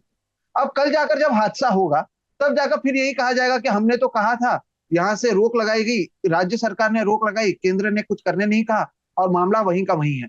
और ये एक मेन रास्ता है और जब भी आप जाएंगे खचाखच ट्रैफिक से भरा रहता है। और उसके बारे में बीएमसी और सत्ताधार रेलवेज ने कह दिया है कि वो ब्रिज अनफिट है, लेकिन अब भी वो वैसे ही का वैसा यूज हो रहा है। तो ये जो पारदर्शिता की बात आती है या फिर ये जवाबदेही की बात आती है, यहाँ पर हर एक चीज माप तोल कर बोला जाता है वोट के आधार पर। अब प्रधानमंत्री या फिर मुख्यमंत्री इसलिए भी बीएमसी के घोटाले की बात नहीं करते हैं। आमतौर पर यह कहा जाता है कि बीएमसी में उद्धव ठाकरे की शिवसेना 25 साल तक थी। अब उसके जो स्टैंडिंग कमिटी है जो सारे फैसले लेते हैं, उसके हेड थे बीएमसी के यशवंत यादव। अब यशवंत यादव की जो पत्नी है वो एकनाथ शिंदे की शिवसेना से चुनाव लड़ रही है दक्षिण मुंबई से, जिसके लिए नरेंद्र मोदी आज शाम को शिवाजी पार्क में वोट मांगे, प्रचार करेंगे। तब नरेंद्र मोदी ना भ्रष्टाचार की बात कर पाएंगे, ना वो कह पाएंगे बीएमसी में भ्रष्टाचार हुआ, ना ही वो बीएमसी पर इस सारे होर्डिंग के लिए आरोप लगा सकते हैं। तो ये जो पूरी खिचड़ी पक गई है उसकी वजह से आप देखिए I disagree with सोहित। प्रधानमंत्री हर हालत में कहेंगे कि ईमानदारी है और वो हर हालत में कहेंगे मैं बताता हूँ कैसे, क्योंकि हमारा अगला विषय ही है वो कैसे मैं एक वाला। छोटी सी बात जरूर कहना चाहता हूँ अतुल, हमने अपारदर्शिता और लचरपने की बात की, ये शिथिलता। अतुल आप भी मजाकिया हो गए हो, ज्यादा इंटरव्यूज देख डाले हैं आप भी बड़े मजाकिया हो गए। तो ये शिथिलता ना नगर निगमों में सबसे ज्यादा है। लेकिन एक चीज और, ये कहना कि हमारे समाज को इसका ज्ञान नहीं है, गलत है। जितने ये हिंदुस्तानी जब बाहर जाते हैं ना तो इन्हें पता डंडा जोर का पड़ेगा गंदगी करने से, तो बिल्कुल सही रहते हैं, वो एकदम लाइन पे रहते हैं। बिल्कुल ठीक बात नहीं। मैं स्मिता इसलिए कह रहा था ना कि इन्होंने कहा कि अब ना तो वो भ्रष्टाचार पर बोल पाएंगे ना पारदर्शिता पर बोल पाएंगे। मैंने कहा कि हर हालत में बोलेंगे। अगर प्रधानमंत्री 20 दिन पहले अपनी बोली गई उस बात पर बोल सकते हैं जब उन्होंने खुलेआम कहा था कि ये घुसपैठिए हैं, ये ज्यादा बच्चे पैदा करते हैं, और उसके अलावा 20 जगह तो उन्होंने नाम लेकर कहा कि मैं मुसलमानों को तो हक नहीं लेने दूंगा, नहीं ले दूंगा, और फिर वो कहते हैं कि मैं हिंदू मुसलमान नहीं करता जिस दिन मैं जीवन। तो जब वो ये कह सकते हैं तो वो पारदर्शिता और भ्रष्टाचार पर भी बोल ही सकते हैं। तो इसमें कोई वो वाली बात नहीं। कहा नहीं था ओबीसी आरक्षण। अगला विषय यही है। ये जो 4 चरण के चुनाव हो चुके हैं और जब ये पॉडकास्ट आप तक पहुंचेगा कल शनिवार को, उसके अगले दिन यहाँ पर 5वें चरण का मतदान हो रहा होगा देश के कई हिस्सों में। अगले दिन नहीं, सोमवार को 20 मई को, यस, तो 20 मई को ये 5वें चरण का मतदान होगा।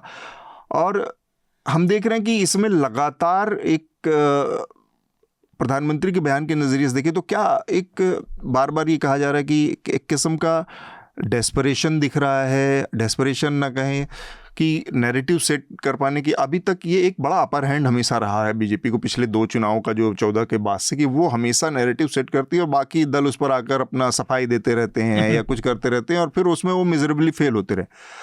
ऐसा लग रहा है कि इस बार वो बार बार पहले चरण के बाद से लगातार हर जगह चुनाव वो उसको बदलने की कोशिश कर रहे हैं। कभी हिंदू मुसलमान ला रहे हैं, फिर बड़े डेस्परेटली वो एक बीच में भाग के अयोध्या पहुंच जा रहे हैं।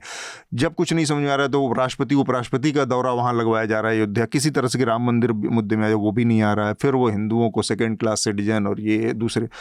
लगातार एक कोई सेट नैरेटिव बना पाने में लगातार असफलता दिख रही है। क्या इसको प्रधानमंत्री के अपने 10 साल के कामकाज के बाद कामकाज की असफलता माना जाए? क्यों ऐसा, मतलब इसको एक ओवरऑल पर्सपेक्टिव में 10 साल के कामकाज को हम कैसे देख सकते हैं? नहीं, पॉलिटिक्स में स्पेकुलेशंस तो बहुत बहुत मुश्किल काम है जी। आप कुछ भी स्पेकुलेट कर दें तो अभी पिछले जितने सारे इलेक्शन में देख चुका हूँ, जितनी बार स्पेकुलेट किया वो उल्टा अपने अपने ऊपर ही गिरती है। लेकिन मुझे नहीं लगता कि कोई बुखलाहट है। मुझे नहीं लगता कि कोई बुखलाहट है। उनके सेट नैरेटिव्स हैं। एक तो कॉमनल जो नैरेटिव बहुत साफ आ रहा है वो राम के आसपास इर्द गिर्द घूम रहा है या फिर मुसलमानों के इर्द गिर्द हो रहा है। थोड़ी सी बौखलाहट अगर कहीं आती है तो वो बौखलाहट इस पे आती है कि जो कांग्रेस ने नैरेटिव जो कॉन्स्टिट्यूशन का शुरू किया है तो वो उसको काउंटर करने में थोड़े से असमर्थ हो रहे हैं। अगर आप रेडियो स्पॉट सुनेंगे और अगर आप जो भी एड्स आ रहे हैं चाहे टेलीविज़न में या कहीं पे भी एड्स आ रहे हैं, जो सरोगेट एड्स आ रहे हैं, तो आप देखेंगे कि बिल्कुल एकदम से सटीक और साथ में भाषण भी सटीक, और उसमें चुनाव सिर्फ एक ही, मतलब कि मुद्दे काफ़ी इर्द गिर्द है लेकिन आदमी एक, चेहरा एक, वो है मोदी। तो मेरे ख्याल से उतना बौखलाहट मेरे को नज़र नहीं आती। और ये भी जो स्टेटमेंट दिया है इसने मुसलमान का, तो वो क्या होता है कि जब आपने ज़्यादा बच्चे वाला कुछ बोल दिया तो उसमें तो उनको फीडबैक आता है, पार्टी को फीडबैक आता है कि भाई इसको लोग पसंद नहीं कर रहे हैं कि आप एक पीएम हो गया आपने कुछ ऐसा, तो उसको नलीफाई करने के लिए उसने प्राइम मिनिस्टर ने बोल दिया कि भाई मैं तो गरीबों की बात कर रहा था और मैं तो ये कह रहा था कि गरीब लोगों के बच्चे होते हैं, मैं तो मुसलमान और हिंदू की तो बात ही नहीं कर रहा था। उसने उसको बराबर करने के लिए ऐसा बोला प्राइम मिनिस्टर ने। लेकिन अगर आप देखें ये जो स्टेटमेंट था मुसलमान, ये तो एक गरीबों के बारे में अगर इन्होंने बोला है तो ये क्या नेगेटिव सेंस में गरीबों के बारे में बोला है? अगर आप देखें, अगर इम्प्लाई करें उसी को दोबारा से सुने और उसके बाद इसको सुने तो आप गरीबों को आपको कोई कॉन्टेम्प्ट है गरीबों के लिए? ज्यादा बच्चों वालों को नहीं लेने दूंगा। तो कॉन्टेम्प्ट है आपको गरीबों के लिए। तो मतलब आप किसको मूर्ख बना रहे हैं? वो क्या है कि कई नैरेटिव मेरे ख्याल से उनका सेम ही है। उनको पता है कि किस ग्राउंड पे वो कितना काम करेगा नहीं करेगा। थोड़ी सी बुखलाहट उसके आसपास आके तो फिर कुछ और चीज़ें ऐड कर देते हैं, तो उससे लगता है कि कहीं कन्फ्यूज़न है, बट मेरे ख्याल से कोई कन्फ्यूज़न नहीं। स्मिता, ये प्रधानमंत्री ने बहुत धड़ल्ले से कहा कि उनका जिस दिन ये करना पड़ेगा वो तो कभी करते नहीं हैं, उनके सार्वजनिक जीवन में रहने के लायक नहीं होंगे। उसके अगले ही दिन फिर से उन्होंने कहा मुसलमानों का नाम लेकर कि इनको ये देने की बात कर रही है कांग्रेस और हिंदुओं को सेकंड क्लास सिटीजन। आप प्रधानमंत्री के इस बयान को कैसे देखती हैं? देखिए, इसकी दो चीजें हैं। एक तो मतलब सही मायनों में जो टैगलाइन है ना कि मोदी है तो मुमकिन है भी बोल सकते हैं, और वो इसलिए बोल सकते हैं क्योंकि हम दुनिया के उस बड़े लोकतंत्र में है जहां की आज की मुख्यधारा की प्रेस ने अपनी भूमिका को पूरी तरह से त्याग दिया है। मतलब हर रोज प्रधानमंत्री को 4-4, 5-5 बड़े बड़े संपादक न्यूज चैनलों के एक साथ बैठकर इंटरव्यू कर रहे हैं। कोई क्रॉस क्वेश्चनिंग नहीं होती, कुछ भी बयान देकर वो आगे बढ़ जाते हैं। इन बयानों पर एक बहुत जो है, और जिस तरह के रिपोर्ट्स आ रहे हैं कि क्या ये इंटरव्यूज बाकायदा प्रधानमंत्री कार्यालय से एडिट होकर टेप्स दिए जा रहे हैं, ऐसा तो हमने 21 साल हो गए मुझे जर्नलिज्म में, इसके ऐसा कभी नहीं देखा कि ये तो वही प्रेरोगेटिव हो गई कि भाई प्रधानमंत्री के कैबिनेट में जो है मंत्री कौन बनेगा ये कहीं और से फैक्ट्स ऊपर आ रहा है, प्रधानमंत्री का कोई से नहीं। जब आपकी प्रेस पूरी तरह से प्लायंट हो जाए और आप प्रेस कॉन्फ्रेंस नहीं कर रहे हैं ये कहते हुए कि प्रेस न्यूट्रल नहीं है, मतलब ये तो बहुत ही हास्यास्पद और एक व्यंग्यात्मक बात है। और आपने 10 साल में अनफिल्टर्ड एक प्रेस कॉन्फ्रेंस नहीं की है, तो फिर तब तो ये होगा ही ना। आप इस तरह के बयान आप देकर आपको लगेगा कि भाई हम तो आगे निकल जा सकते हैं क्योंकि इसमें कोई हमसे सवाल नहीं पूछ रहा है, हमसे पलट कर जो है इसकी क्रॉस क्वेश्चनिंग नहीं कर रहा है कि आप किस आधार पर, किस बिना पर आप कह रहे हैं कि आप ये बयान नहीं देंगे। और जिस दिन उन्होंने ये बात एक्चुअली उस इंटरव्यू में की है, दूसरे दिन ही वापस जाकर उन्होंने फिर से राग आलापा है। तो ट्रायल बलून शिगुफे तो वो छोड़ रहे हैं इलेक्शन कैंपेन के दौरान कि कोई भी मुद्दा तो हिट हो जाए कहीं पे भी। और ये राग अलापना शुरू किया था कि पहले दो फेज में, पहले दो चरणों में जिस तरह की खबरें आई कि लो टर्नआउट हुआ है, शायद ये बीजेपी के खिलाफ जा रहा है, तो उसके बाद हमने देखा कि इस तरह के बयान आने लगे। तो एक तो उनकी पॉलिटिकल एक्सपेरिमेंटिंग है ही कि हर मुद्दे को वो फेंक रहे हैं कि कोई भी मुद्दा काम कर जाए ताकि जो उनका बड़ा आंकड़ा का उनने एक ख्वाब बुना है वो पूरा हो सके। लेकिन दूसरी जो सबसे बड़ी बात है कि जब जमहूरियत में प्रेस सवाल पूछना भूल जाती है। सोहित, प्रधानमंत्री का ये जो पूरा बयान है और इस पर बहुत सारी बातें कही गई, सुनी गई, लोग भी कह रहे हैं, आप इसको कैसे देखते हैं? जो मीडिया को लेकर प्रधानमंत्री का बयान है उस पर हम इसके बाद एक एक कमेंट सबसे एक एक लेंगे, पर लेकिन पहले सबसे पहले ये जो बयान है उनका कि पहले उन्होंने कुछ कहा और फिर एक दिन बाद फिर से उसी ढर्रे पर आ गए, उसको क्या कहेंगे आप? जी, ये चुनाव से पहले भी आप देखेंगे तो ये हो ही रहा था ना। महाराष्ट्र में वो आते हैं या फिर मध्य प्रदेश में जाकर वो कहते हैं कि महाराष्ट्र में 70,000 करोड़ का सिंचन घोटाला हुआ, और उसके 2 दिन के बाद अजित पवार उनके साथ शामिल हो जाता है, वो मंच साझा करते हैं साथ में।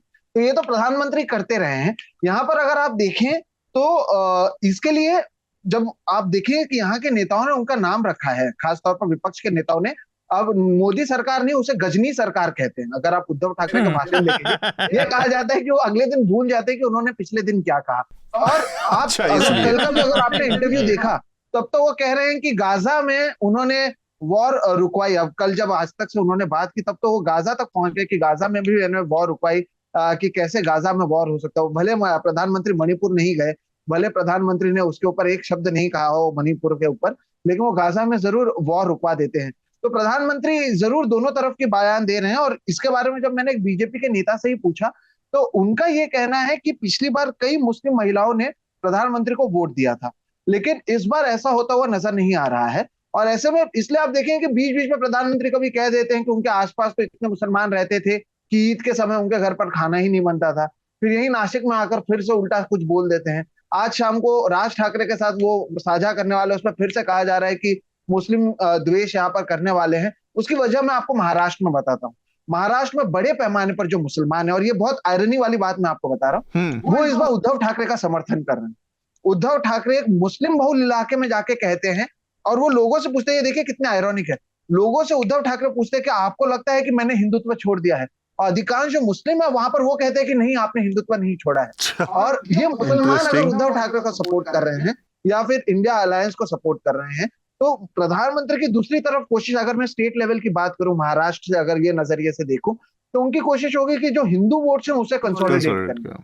इसलिए भी आप देखेंगे कि एकनाथ शिंदे या राज ठाकरे हो, वो यहाँ पर एक मुद्दा उठाते रहे हैं कि लाउड स्पीकर अगर अजान के समय लगाया जाता है तो हम भी हनुमान चालीसा जोर जोर से लगाएंगे, आप क्यों कार्रवाई नहीं कर रहे हैं। तो लेकिन प्रधानमंत्री को यहाँ पर गजनी सरकार भी बुलाया गया। और जो एक बात है वो तो सच है कि नैरेटिव सेट करने में इस बार प्रधानमंत्री पीछे रह गए। वो कहते कुछ हैं, कर कुछ रहे हैं, इसलिए कभी टेलीप्रॉम्प्टर उनका सही से काम नहीं करता है, कभी कुछ हो जाता है, कभी कुछ बयान दे रहे हैं। लेकिन ये अजित पवार को आप ले लें, उद्धव ठाकरे को ले लें, प्रफुल्ल पटेल को लेकर उन्होंने कहा था कि इकबाल मिर्ची के साथ इनके संबंध है।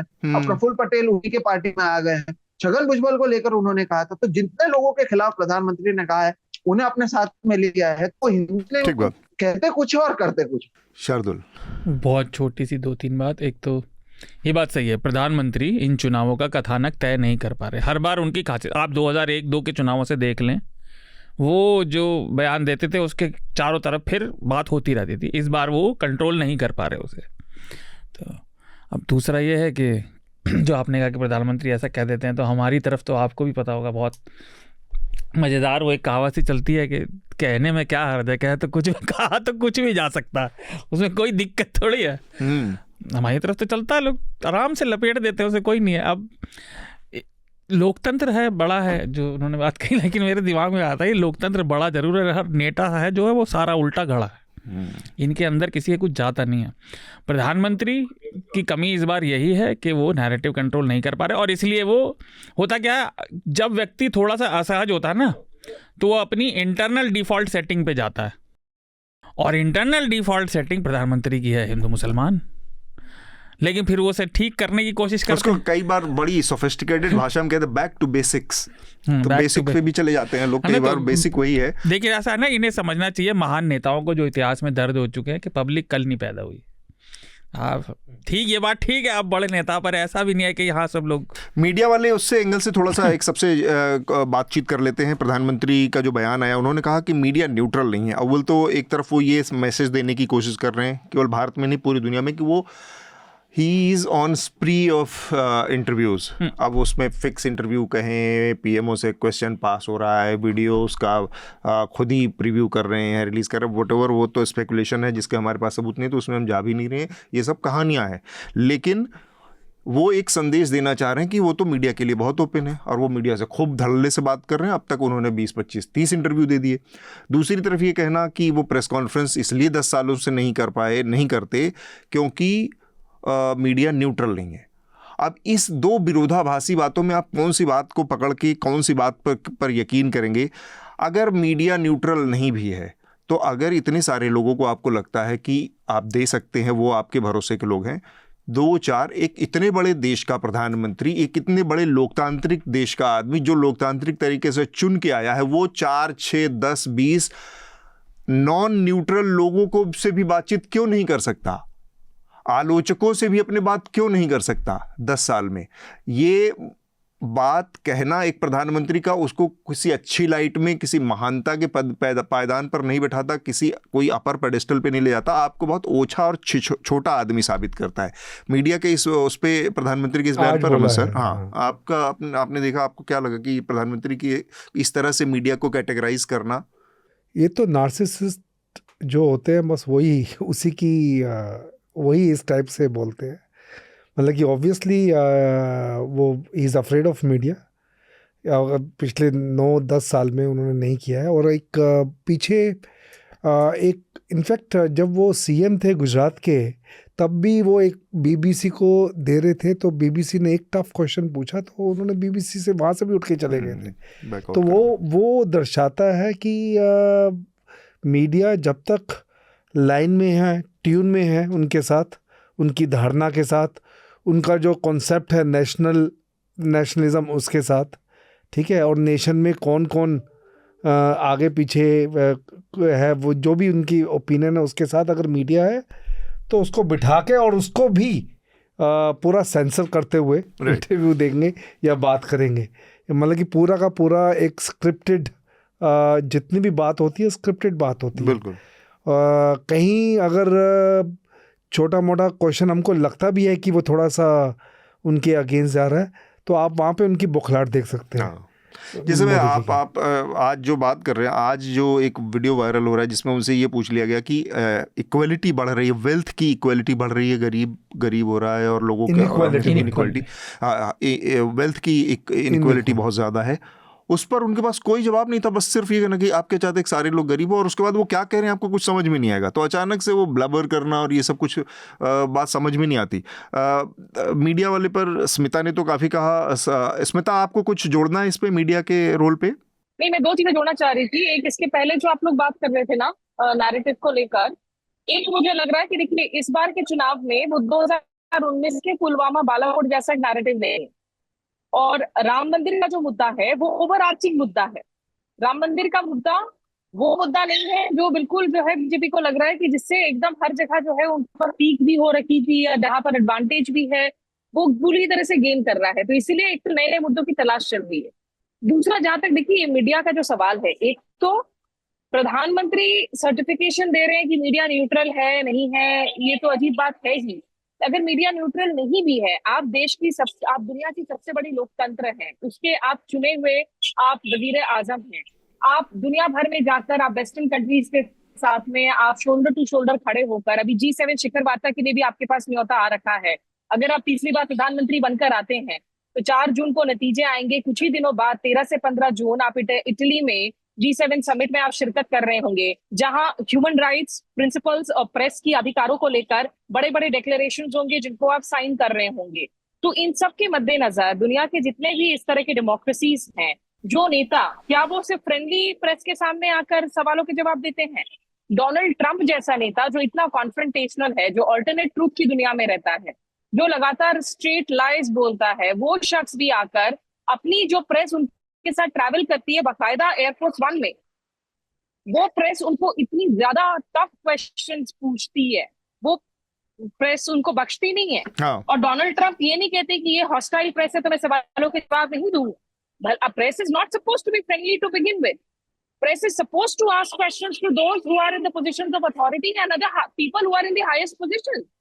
आपको ये क्यों उम्मीद है कि प्रेस जो है आपके प्रति फ्रेंडली रहेगी तब आप प्रेस कॉन्फ्रेंस करेंगे? नहीं, अगर हॉस्टाइल भी रहे ये आपकी जिम्मेदारी बनती है। आप जिस तरह से सिलेक्ट इंटरव्यूज में बैठकर आप बार बार ये डायलॉग दे रहे हो कि नहीं नहीं, आप प्रेस फ्रीडम डे में भी जो है आप एक दो डायलॉग दे देते हैं कि प्रेस के लिए जरूरी है, प्रेस वाले अपने सेहत का ख्याल रखें। अरे प्रेस वालों की सेहत का ख्याल प्रेस वाले खुद रख लेंगे। आप ओवरऑल प्रेस फ्रीडम इंडेक्स की सेहत का ख्याल रखें प्लीज। राइट।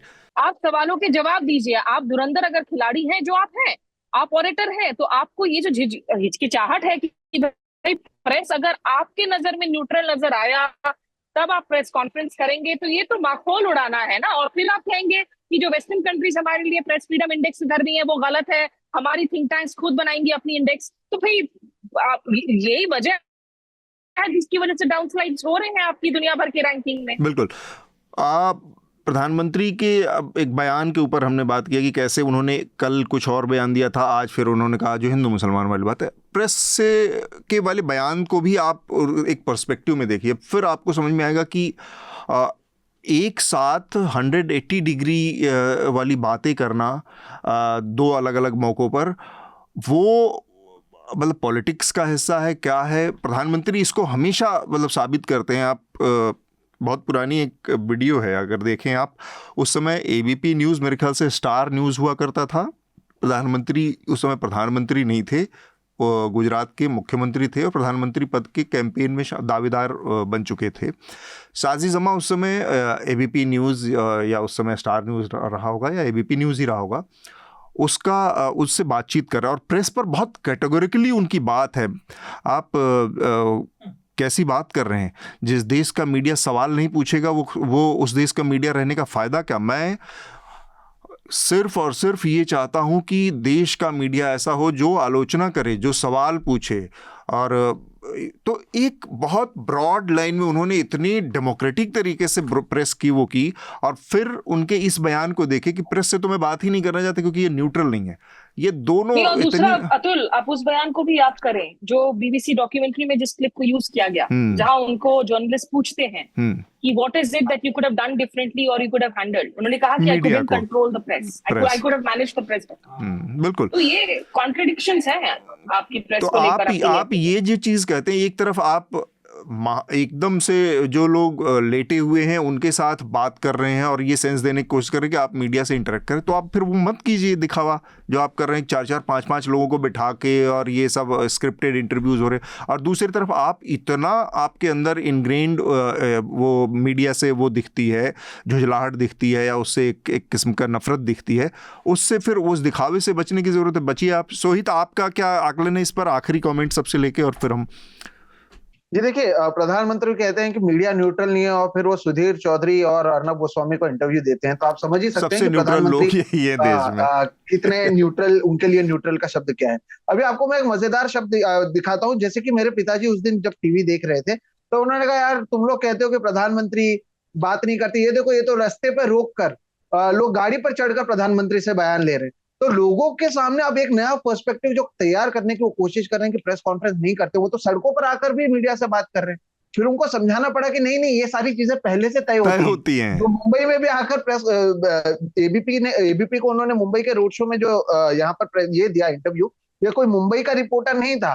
दिल्ली से पीएमओ कवर करने वालों को मुंबई बुलाया जाता है, जो बाकी पत्रकार है उन्हें बैरिकेड के पीछे रखा जाता है। हमें तो प्रधानमंत्री के पास भी नहीं जाने दिया जाएगा, उन्हें उधर लेके जाकर घुस ही नहीं सकते बिना परमिशन के। जी बिल्कुल। और वो वहां पे ऐसा दिखाते हैं कि कैसे प्रधानमंत्री गाड़ी के ऊपर भी लोगों से बात कर रहे हैं। 10 साल एनडीटीवी को एक इंटरव्यू नहीं दिया। जब अदानी ने टेक ओवर कर लिया तब एनडीटीवी पर भी वो आने लग गए हैं और एनडीटीवी के इंटरव्यू को भी वो अपने चैनल पर डाल रहे हैं। तो प्रधानमंत्री की जो न्यूट्रलिटी है लोगों की तरफ या मीडिया की तरफ, वो भी हम समझ सकते हैं कि कैसी है। तो प्रधानमंत्री तो वो जैसे कि कहा गया कि 2002 वाला जो आइकॉनिक बयान है, और वो शायद उन्होंने उस तरफ काम भी किया कि वो मीडिया को कंट्रोल नहीं कर पाया, और बाद में जब मीडिया को कंट्रोल किया कि इसी तरह से किया कि ना मणिपुर पर कोई चर्चा कर पाता है, ना मणिपुर को लेकर प्रधानमंत्री को कोई कुछ पूछता है। कोई ये नहीं कहता कि आपने बृजभूषण शरण सिंह के बेटे को क्यों आपने टिकट दिया। कोई ये क्यों नहीं कहता कि प्रज्वल रेवन्ना के खिलाफ जब आपके पास इनपुट्स मौजूद थे उसके बावजूद आपने टिकट क्यों दिया। फिर वापस वही सारी चीजें, फिर एक बार ट्रोल करने के लिए पूछा जाता है कि आप थकते क्यों नहीं, चमक कैसे बरकरार है। सबको पता है कि ट्रोल होगा, लेकिन जानबूझकर ये करते हैं।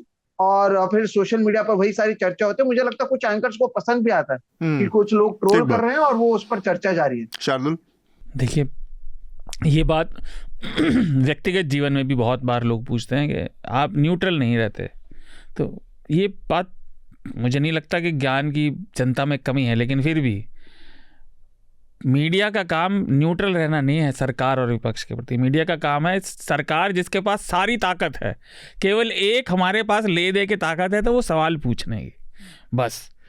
तो हमारा काम उनकी तरफदारी करना नहीं है। सरकार तो हज़ारों करोड़ रुपए अपने विज्ञापन में अच्छी बातें छापने के लिए करती है, ये काम मीडिया का नहीं है। और जैसे कि अभी एग्जाम्पल दिया वो 2002 वाला, कोई अपना इतना सा भी अगर रीढ़ वाला पत्रकार होता तो वही पूछ लेता कि मोदी जी आपने 20 साल पहले तो ऐसा कहा था, आज आप ऐसा कह रहे हैं। बड़ा स्वाभाविक सा सवाल है, लेकिन वो रीढ़ वाले लोग नहीं हैं। जैसा कि अतुल ने कहा, वो लेटे हुए हैं, तो उसमें कुछ करा ही नहीं जा सकता। दूसरी चीज़, मैंने ये जो व्यक्ति अपना नाम थर्ड पर्सन में लेता है ना, मैंने उसके लिए कई बार बोला, ये बात वैलिडिटी चाहने वाले के लिए भी होती है, अजनबियों से। देखिए, मैं काम करता हूँ न्यूज़ लॉन्ड्री में, तो मैं बिल्कुल चाहूँगा कि मेरे काम की सराहना मेरे साथ के लोग करें, लेकिन रैंडम पत्रकारों से किसे चाहिए होता? ये भी असुरक्षा और हीन भावना का प्रतीक है कि हमारे बारे में आप बात, भैया तुम प्रधानमंत्री हो, तुम देश के इतिहास में दर्ज हो चुके हो, एक अदना रिपोर्टर तुम्हारी चमचागिरी काहे करे? ठीक बात। और एक चीज़ और, प्रधानमंत्री इस बात को ज़रूर समझ रहे हैं, जो बयान दे रहे हैं ना, वो समझ रहे हैं कि सच्चाई कुछ भी हो, और ये बात राजनीति का सत्य है, ये सुनने में शायद अच्छा नहीं लगता, सत्य से ज़्यादा धारणा, आपका जो नज़रिया है, परसेप्शन मैटर करता है। उनके खिलाफ वो परसेप्शन बन गया है, तो इसलिए उसे तोड़ने की कोशिश कर रहे हैं, क्योंकि दिखता उन्हें भी है, और इसीलिए उनका जादू चल भी नहीं रहा। भाई सब गुजराती नहीं है ना, सब हमारे यहाँ थोड़ा दूसरे तरह के लोग हैं, थोड़े दिन ही खाते हैं बस वो धक्का। तो हम अपना जो हमारा आखिरी विषय है उस पर संक्षेप में थोड़ा सा बातचीत करें, क्योंकि इस समय का सबसे ज्वलंत मसला बन गया है ये। दिल्ली में काफ़ी बातचीत इसकी चल रही है, इस मामले में बात करेंगे, लेकिन उससे पहले हमारे तमाम सब्सक्राइबर्स जो हैं उनका कुछ पत्र आया है, उनके पत्र पढ़ लेते हैं हम जल्दी से। विशाल का लेटर है हमारे पास। हृदय जी ने कुछ वामपंथी समाजवादी विचारों से प्रेरित देशों की सफलता का जिक्र किया। हमारे देश में भी वामपंथी विचार जहाँ प्रबल है, वो केरल एक मॉडल स्टेट बनकर उभरा, आज भी उसे best place to live in India, most advance society in India जैसी उपाधियों से नवाजा जाता है। दुर्भाग्य है कि आज के युवा इस विचारधारा से उतने परिचित नहीं है। मुझे लगता है कि पढ़ने वाले, विचार करने वाले लोग अंदर से लेफ्ट लिबरल होते हैं, लेकिन अल्पसंख्यक होने के कारण वो खुले तौर पर इस बात का इजहार नहीं करते। इस राय से मैं थोड़ा सा इत्तेफाक रखता हूँ। ये बात बिल्कुल सही, जब आपका वर्ल्ड व्यू बढ़ता है तो आपकी एक्सेप्टेंस जो होती है बहुत सारे विचारों की बढ़ जाती है। आप दुनिया के दूसरे कल्चर, दूसरे लोगों, दूसरे विचारों, दूसरे भाषा, दूसरे खान पान को लेकर उदार होना शुरू हो होते हैं।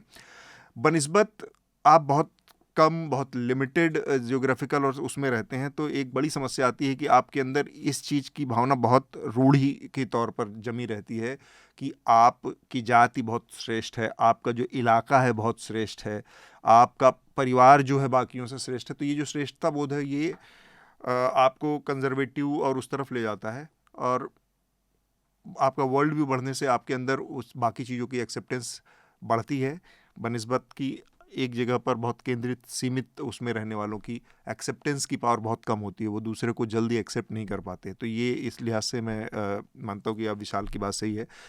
शार्दुल और रमन सर, आप अपनी बात रखें। तो विशाल थोड़ा सा अग्री करता हूँ, लेकिन थोड़ा सा डिसएग्री भी। उदारवाद और प्रोग्रेसिवनेस पे वामपंथियों की बपौती नहीं है। आप लेफ्ट हटा दीजिए, लिबरल पे मैं राजी हूँ आपसे, लेकिन लेफ्ट नहीं, क्योंकि आप देख लीजिए वो तो लेफ्ट भी नहीं, जैसे उन्होंने कहा ना वामपंथी समाज, तो भैया वामपंथियों ने दुनिया में बहुत जगह राज किया, और वो सबसे ज़्यादा जाते हैं अपने ही लोगों को हत्या करने में, सबसे ज़्यादा उन्होंने ही की है। वाम विचारधारा होगी, लिबरल व्यक्ति का अपना व्यक्तित्व है। नहीं, मेरा भी बेसिकली मैं पॉलिटिकल साइंस का स्टूडेंट रहा हूँ, और मैं हमेशा से बिलीव किया हूँ कि कोई यहाँ कहीं इज़म आ जाता है ना, हाँ, वहाँ डोगमा आ जाता है, आप डोगमेटिक बन जाते हो, आप डायनामिक नहीं रहते हो, राइट, है ना। चाहे वो इवन लिबरलिज्म हो, हाँ, ism is something which makes the things wrong. तो मेरे ख्याल से कोई भी इज़म डोगमेटिक होने की ज़रूरत नहीं है। आपको एकदम से डायनामिक रहना चाहिए। राइट। और इसमें लिबरलिज्म में अच्छी बातें हैं, लेफ्ट में अच्छी बातें हैं, और इवन राइट में भी अच्छी बातें हैं। होंगी। तो उन सबको आपकी और आपके सर्कमस्टेंसेस क्या हैं, और उसमें कैसे ह्यूमन डेवलपमेंट बेस्ट हो सकता है, ह्यूमन प्रोग्रेस कैसे हो सकती है, उसको अगर आप पॉइंट बनाएं और तब चीज़ें लेकर आए, तो मेरे ख्याल एलिमेंट से ऑफ ह्यूमैनिटी आप ठीक है। इम्पोर्टेंट है। वो हाँ, ज़्यादा ठीक बात। ये विषय पे निर्भर करेगा कि सही सही पोजीशन क्या है।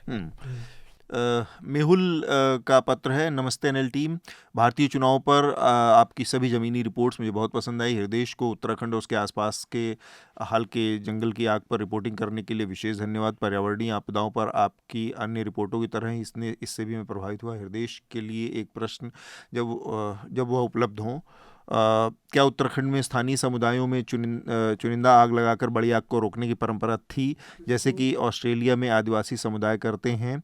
ऐतिहासिक रूप से स्थानीय समुदायों ने इस मुद्दे से कैसे निपटा है? तो हृदय को जब अगले हफ्ते अपने टर्न पर होंगे यहाँ, तो इसका जवाब जरूर देंगे।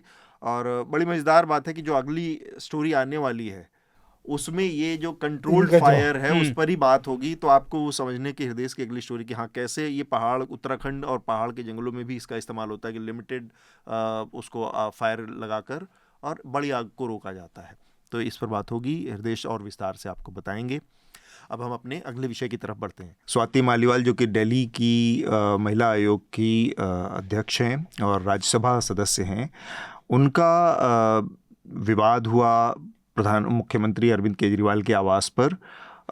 उनका आरोप है कि जो उनके पर्सनल सेक्रेटरी हैं विभव कुमार, उनसे वाद विवाद हुआ, और उसके बाद उन्होंने पुलिस पीसीआर को फ़ोन लगाया वहाँ से, मुख्यमंत्री आवास से। पुलिस पीसीआर के बाद अब 2 दिन बाद फिर उन्होंने सिविल लाइन थाने में दिल्ली के एफआईआर दर्ज करवाई है। और उसमें जो आज खबर निकल कर आई हैं, वो ये खबर है कि आरोप ये है कि विभव कुमार ने उनको झापड़ मारे और साथ में धक्का देकर गिराया। ये सारी चीज़ें उसका हिस्सा हैं। ये बहुत गलत समय पर, जबकि एक बहुत छोटी सी विंडो थी कि आम आदमी पार्टी के सारे बड़े नेता जेलों में थे, कोई कैंपेन पूरी तरह से डिरेल नज़र आ रहा था, एक तरह का गफलत थी, कोई ऊपर से नेतृत्व देने वाला नहीं था। ऐसे में बड़ी मेहनत हिलुज्जत करके सुप्रीम कोर्ट ने कहा कि अच्छा आप इलेक्शन में कैंपेन करके, तो 22-23 दिनों की एक उनके पास विंडो थी। वो अचानक से इस विवाद ने उसको सैबोटाज एक तरह से। तो अरविंद केजरीवाल, आम आदमी पार्टी के इलेक्शन प्रोस्पेक्ट्स को ये कितना प्रभावित करता है, और उनके अपनी इंटरनल जो चीज़ें हैं कि एक राज्यसभा सांसद इस तरह से उनके दूसरे सहयोगी के खिलाफ एफआईआर दर्ज करता है, तो उससे क्या नुकसान होने की संभावना है? नहीं, जो एक चीज़ समझ में नहीं आ रही है वो है कि 3-4 महीने पहले एक पार्टी किसी को राज्यसभा का मेंबर बनाने के लिए चुनती है। बिल्कुल। हाँ, और इतनी एज में, और वो एकदम से वो इस ढंग से रिएक्शन करे। हाँ, मतलब इस तरह से तो उन्होंने सीधे टॉप लीडरशिप के खिलाफ हाँ, ही तो मोर्चा ये खोल एक दिया। चीज़ दर्शाता है कि ये पूरी तैयारी में है कि वो अपना वहाँ पे क्लोज कर रही है अपने आप को। मतलब केजरीवाल से दूर तो कर लिया उन्होंने। अब वो वैसे पॉलिटिक्स में कुछ भी पॉसिबल होता है, लेकिन लगता नहीं है कि अब वो सेम पेज पर आ पाएंगे। हाँ, मतलब ये खटास कम होने के तो एक और विंडो खोल देना तो ऑब्वियसली ये नुकसान तो थोड़ा बहुत करेगा। लेकिन ठीक है, इसको अभी तक आम आदमी पार्टी अच्छे ढंग से हैंडल कर रही है। Kejriwal refuse to speak on this issue, और संजय सिंह ने साइडलाइंस में इसको मैच्योरली हैंडल किया है। हाँ, मैच्योरली अभी तक हैंडल किया है। और इसमें सिंपली जो मामला ये है कि ये उनके घर में जाती हैं और वो उनको सब रोकते हैं, तो वो भी, पर अब इन्होंने पहले एफआईआर कर दी। वो उनकी तरफ से ये भी हो सकता है कि वो ट्रेसपासिंग, कि आप क्यों ज़बरदस्ती अंदर जा रहे हैं। तो मतलब कि दूसरे साइड का हमारे पास कोई वर्जन नहीं है, उनका क्या कहना है हमें नहीं पता। समझ में नहीं आ रहा, मतलब कुछ ना कुछ तो पीछे चल रहा है खेल। 3-4 महीने में कैसे हर चीज़ बिगड़ गई, राइट, इसका नॉलेज हमें नहीं है। हाँ। स्मिता, देखिए अतुल, इसमें मैं 2-3 चीजें कहूंगी। सबसे पहले तो ये फर्क नहीं पड़ता कि टाइमिंग क्या है नहीं है। मामला अगर हुआ है और आरोप बहुत गंभीर है, तो ये इसकी हर ओर से जो है इसकी निंदा की जानी चाहिए। स्वाति मालीवाल काफी धुआंधार तरीके से जो है महिलाओं के खिलाफ जितने भी शोषण के मसले हैं, असॉल्ट के मसले हैं, उनको उठाती रही हैं एज डीसीडब्ल्यू चीफ। और राज्यसभा सांसद होने के नाते अगर, क्योंकि इस मामले की डिनायल नहीं है, देखिए असॉल्ट हुआ है, इसको एक्सेप्ट किया है खुद संजय सिंह ने, और संजय सिंह ने कहा कि असॉल्ट हुआ है। और जब भी असॉल्ट हुआ, अगर आप उन डिटेल्स को देखें, जबकि स्वाति मालीवाल ने अब एफआईआर अपनी चुप्पी तोड़ी है, एफआईआर दर्ज किया है, एम्स हॉस्पिटल में उनकी चेकअप हुई है, तो उसमें काफी डिस्टर्बिंग डिटेल्स हैं कि उनको जिस तरीके से मारा गया है, शायद उनके lower part of the body में भी उनको चोटें आई हैं। क्यों हुआ है ये पूरी तरह से हमें नहीं पता कॉन्टेक्स्ट, लेकिन अगर उनके इस इतने सीरियस असॉल्ट की हम बात कर रहे हैं कि उनके प्राइवेट पार्ट्स में भी असॉल्ट हुआ है, तो ये अपने आप में एक तो इसमें the law has to take its own course. दूसरा, अगर अरविंद केजरीवाल उस वक्त उस घर में मौजूद थे जब ये पूरा का पूरा मामला हुआ, जब ये कॉल गया स्वाति मालीवाल की तरफ से पुलिस वैन को, और उसकी भी कॉल रिकॉर्ड्स हैं, तो ये ना डिनायल आम पार्टी की तरफ से आया है, और उसके बावजूद अगर अरविंद केजरीवाल दूसरे दिन लखनऊ में विभव को अपने कॉन्वॉय में साथ लिए हुए नजर आते हैं, प्रेस कॉन्फ्रेंस में साथ लिए नजर आते हैं, तो ये निश्चित रूप से मुझे लगता है कि ये उनके बिहाफ पर भी ये इमेच्योर्ड है, ये ऐसा नहीं होना चाहिए था, क्योंकि चुप्पी can not be a strategy on this. Kejriwal ji को इस मामले पर कुछ बयान देना चाहिए था। जब आप चुप्पी रखते हैं इस तरह के मामले में तो स्पेकुलेशन और बढ़ती है। देखिए, रेखा शर्मा बढ़ चढ़कर मामले को जिस तरह से ताव दे रही है, Rekha Sharma national commission of women के तौर पर शी इज अ ब्लॉट, ये मुझे बोलने में कोई I don't mince my words. इतने मामले हुए हैं देश में, हाथरस हो गया, मणिपुर हो गया, विमेन रेस्टलेस का मसला हो गया, तब वो चाहे स्मृति ईरानी हो, निर्मला सीतारमण हो, रेखा शर्मा हो, वो चुप्पी साध कर बैठी रह जाती हैं। मणिपुर के मामले में तो ये था कि उनके पास शिकायत थी और उस शिकायत पर कोई कार्रवाई नहीं की गई। थोड़ा बहुत जो मैं भी जानता हूँ, थोड़ा बहुत जो मैं भी जानता हूँ कि this is not a case of assault on women.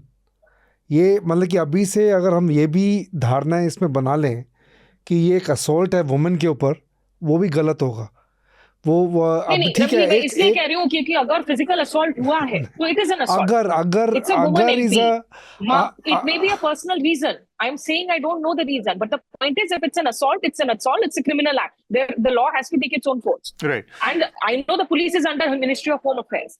My point is, इसमें जो I will just quickly wrap it up, कि दो चीजें हैं कि एक, अगर असॉल्ट हुआ है, there, even if it's for personal reasons, even if it's for some personal heartburn that has happened between these players, there has to be a fair probe, there has to be strict criminal action.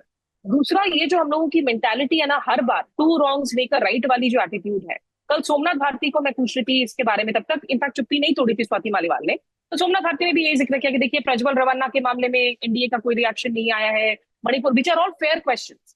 My point is कि every time there is an assault on somebody, we all need to be in a place and an ecosystem जहां हम उसकी without ifs and buts हम उसकी condemnation करें और उस मामले की जो है फेयर जांच की हम मांग करें।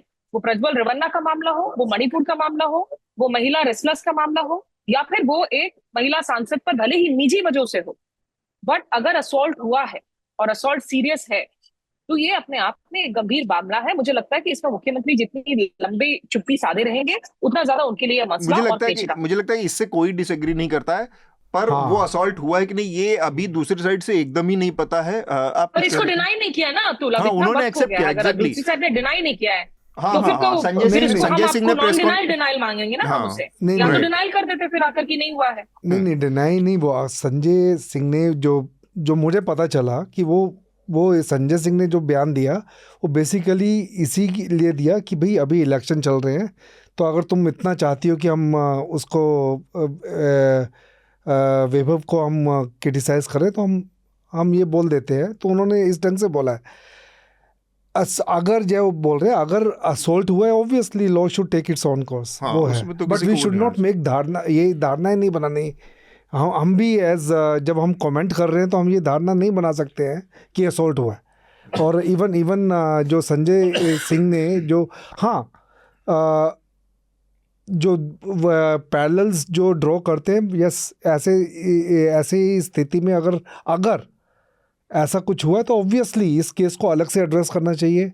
और जो कर्नाटका में हुआ है उसका अलग से करेंगे, इसमें कोई दो राय नहीं है, इसमें कोई दो राय नहीं। सोहित जी, देखिए ये मामला जैसे कि कहा गया कि हमें दोनों साइड नहीं पता है, लेकिन जब अरविंद केजरीवाल से इसके बारे में पूछा जाता है लखनऊ में और वो चुप्पी साधते हैं, तो वो एक गलत संदेश जा रहा है, क्योंकि मामला जो है वो आपके पार्टी से जुड़ा हुआ है और चुनाव का समय है तो आप चुप रहेंगे, लेकिन जब मामला दूसरे पार्टी से जुड़ा हुआ होगा तब आप लगातार बातचीत करेंगे। इससे पता चलता है कि हमारे पॉलिटिशियंस भी कब अब तक इवॉल्व नहीं हो पाए हैं, खासतौर पर महिलाओं के मामले में। हम हमेशा देखते हैं कि लूज कमेंट दिया जाता है, जब तक वो दूसरी पार्टी की ओर से दिया जाता है तो हर कोई बात करेगा, जब खुद की पार्टी की ओर से दिया जाएगा तो उससे निजी बयान बता दिया जाएगा। मुख्यमंत्री को इस पर चुप्पी नहीं साधनी चाहिए थी, कल भी वो चुप रहे, फिर वहां पर जिस तरह से कहा गया संजय सिंह की ओर से कि हमने पहले ही बयान दे दिया है, ऐसा नहीं होता है। आप मुख्यमंत्री हैं, आप दिल्ली में आपकी सरकार है, और एक मुख्यमंत्री इतने बड़े मामले में चुप रहे, आप कम से कम ये कह देते कि मामले की जांच होगी। और जब तक ये मामला चल रहा है तो जिस पर आरोप है, आप मुख्यमंत्री होते हुए आप उन्हें अपने साथ लेकर जा रहे हैं, तो इससे गलत संदेश तो जरूर लोगों में जाता है। अब इसके ऊपर राजनीति होगी, रेखा शर्मा जो कुछ कहेंगी वो एक राजनीति का हिस्सा है, लेकिन एक रॉन्ग प्रेसिडेंट तभी सेट हो जाता है जब मुख्यमंत्री चुप्पी साध लेते हैं, जब पत्रकार इसके बारे में सवाल उठाते हैं। देखिए, अधिकतर बात जिस पे मुझे फोकस करना था वो स्मिता ने कही, पर मैं फिर से कह रहा हूँ, मैं यह याद दिलाना चाहूँगा कि मी टू मूवमेंट यही था। आपको अगर विक्टिम एक बात कह रही है तो आप उसे अपने परिदृश्य के हिसाब से चेंज नहीं कर सकते। अगर आप करते हैं तो आप भी हिपोक्रेट हैं। हम मजाक कर रहे थे रिकॉर्डिंग शुरू होने से पहले आइडियोलॉजी वाला, इसीलिए मुझे नफरत है, क्योंकि आइडियोलॉजी के हिसाब से लोगों का नज़रिया बदल जाता है विक्टिम को देखने का। आरोपी पक्ष क्या सफाई दे रहा है और क्या नहीं दे रहा है ये महत्व रखता ही नहीं। मामला दर्ज हुआ है 354, 509, 506, 323 में। इसका मतलब है कि कम से कम FIR होने लायक तो असॉल्ट है, और वो भी मना नहीं कर रहे हैं, वो भी चुनाव है इसीलिए नहीं मना कर रहे हैं। अगर आप इस चीज़ को पलट दीजिए, अभी कोई भाजपा का मुख्यमंत्री होता और ये खबर आती तो सब भाग दौड़ते। फिर बहुत से लोग ये सवाल नहीं करते कि सच है या झुटलाया है, फिर ये लोग आप कहते हैं महिला कह रही है, हो गई तो इसमें जाने का मतलब ही नहीं है। हम तो केस पर बात करें। मैं ये कह रहा हूँ कि चाहे स्वाति मालीवाल अरविंद केजरीवाल जी के द्वारा नियुक्त की गई थी दिल्ली महिला आयोग में, है ना, उन्हीं की पार्टी की सांसद हैं, और ये मैटर नहीं करता कि महिला कौन है। वो ये कह रही है मेरे ऊपर लात घूंसों से प्रहार हुए और मेरे ऊपर ऐसा ऐसा हुआ, और उसके आपके पास प्रूफ भी है, बिल्कुल ये साफ पता चल रहा है कि बिल्कुल कोरी मनगढ़ंत बात नहीं है। उसके बाद आपको कम से कम जांच होने तक विक्टिम की बात को मानना होगा, क्योंकि हमारे यहाँ एक बहुत लंबा इतिहास है हर समाज में कि महिला को ये सवाल पूछ पूछ के ही प्रताड़ित कर दिया जाता है, उसकी जिंदगी को दुखी बना दिया जाता है। नहीं, विक्टिम को आपको नहीं मानना होगा, पुलिस को मानना होगा, और पुलिस ने मान लिया। सुनिए, पुलिस ने मान लिया, केस दर्ज करके। नंबर 1, आप जो जंप कर रहे हैं ना, वो जंप नहीं, हम जंप नहीं, आप कंक्लूसिव लगते हैं। कंक्लूजन नहीं है, आप ये समझिए। और दूसरा, वहाँ CCTV कैमरास लगे हुए हैं, सब कुछ होगा, वहाँ तो वो बिल्कुल आएगा। मेरी बात का जो सारे मैं उस महीने बात पे आना चाह रहा हूँ कि इस समाज में मीटू मूवमेंट अलग अलग नजरिए से नहीं देखना चाहिए दो मीटू मूवमेंट में क्या था, महिलाओं की सबसे ज्यादा शिकायत क्या थी कि हमने जब कहा तो 10 सवाल पूछ के हमें बिठा दिया गया, तरह तरह के, कि भाई ऐसा क्यों है, वैसा क्यों है, तुमने ऐसा क्यों नहीं किया, तुमने वैसा क्यों। वो चीज जो जिस व्यक्ति के ऊपर प्रताड़ना हुई है वो सवाल उससे पूछे जाने के नहीं है, वो जब जांच हो जाए तो आरोपी से पूछे जाने के हैं। अगर गलत निकलता है तो फिर पूछे जाए। I am playing devil's advocate. In normal case में, किसी भी नॉर्मल केस में आपने मेरे ऊपर आरोप लगाया, वो आरोप साबित करने की जिम्मेदारी किसकी है? वो आरोप साबित करने की जिम्मेदारी जांच एजेंसी की है, करेगी, और सामने वो आदमी जिसने आरोप लगाया वो सबूत देगा, और एजेंसी मिलके काम करेगी, ठीक है। तो ये क्रॉस क्वेश्चनिंग इस मामले में भी होगी। इसको इस तरह से नहीं देखना चाहिए कि हर मामले में आदमी केवल महिला के या जेंडर के नजरिए से प्रेजुडिस है, ऐसा नहीं है। ये पहला स्टेप है, पहले स्टेप पे ही आप विक्टिम पे सवाल उठाना शुरू करेंगे तो किसी ने नहीं कहा कि FIR नहीं होनी चाहिए या कार्रवाई नहीं होनी चाहिए। सवाल हो रहा है कि इसमें जो पॉलिटिक्स ऑलरेडी शुरू हो गई ना, उसकी बात कर रहे हैं। मैं उसको मना ही नहीं कर रहा, उसकी बात कर रहे हैं। स्क्रिप्ट कैसे रॉन्ग हो गई वो उसकी नॉलेज नहीं है। लेकिन मैंने बहुत सारे ऐसे ट्वीट और वो देखे जो कि आज ये मतलब ये भाजपा के इशारे पर ऐसा कर रही है, कितना नैरेटिव चल रहा है। वो सब तो भाजपा आप इसको करने का मतलब I think we should not do this Bhajpa. आप यहाँ पे मैं वैसे कह रहा हूँ, बीजेपी के कहने पे एक बहुत बड़ा सेक्शन बिल्कुल पलट गया क्योंकि वो दूसरे कैंप में है, और वो इसलिए क्योंकि चुनाव चल रहे हैं। उनको ऐसे लोगों को कंडेम करना चाहिए। आप ये तो वो तो अलग ही इशू है, लेकिन यहाँ पर मतलब इस मामले को इस पॉलिटिक्स के इस नजरिए से हमें तो कम से कम आई थिंक मैंने बहुत केसेस देखे हैं अपने 30 साल के करियर में, इसमें काफी स्विफ्टली एक्शन हुआ है। हाँ,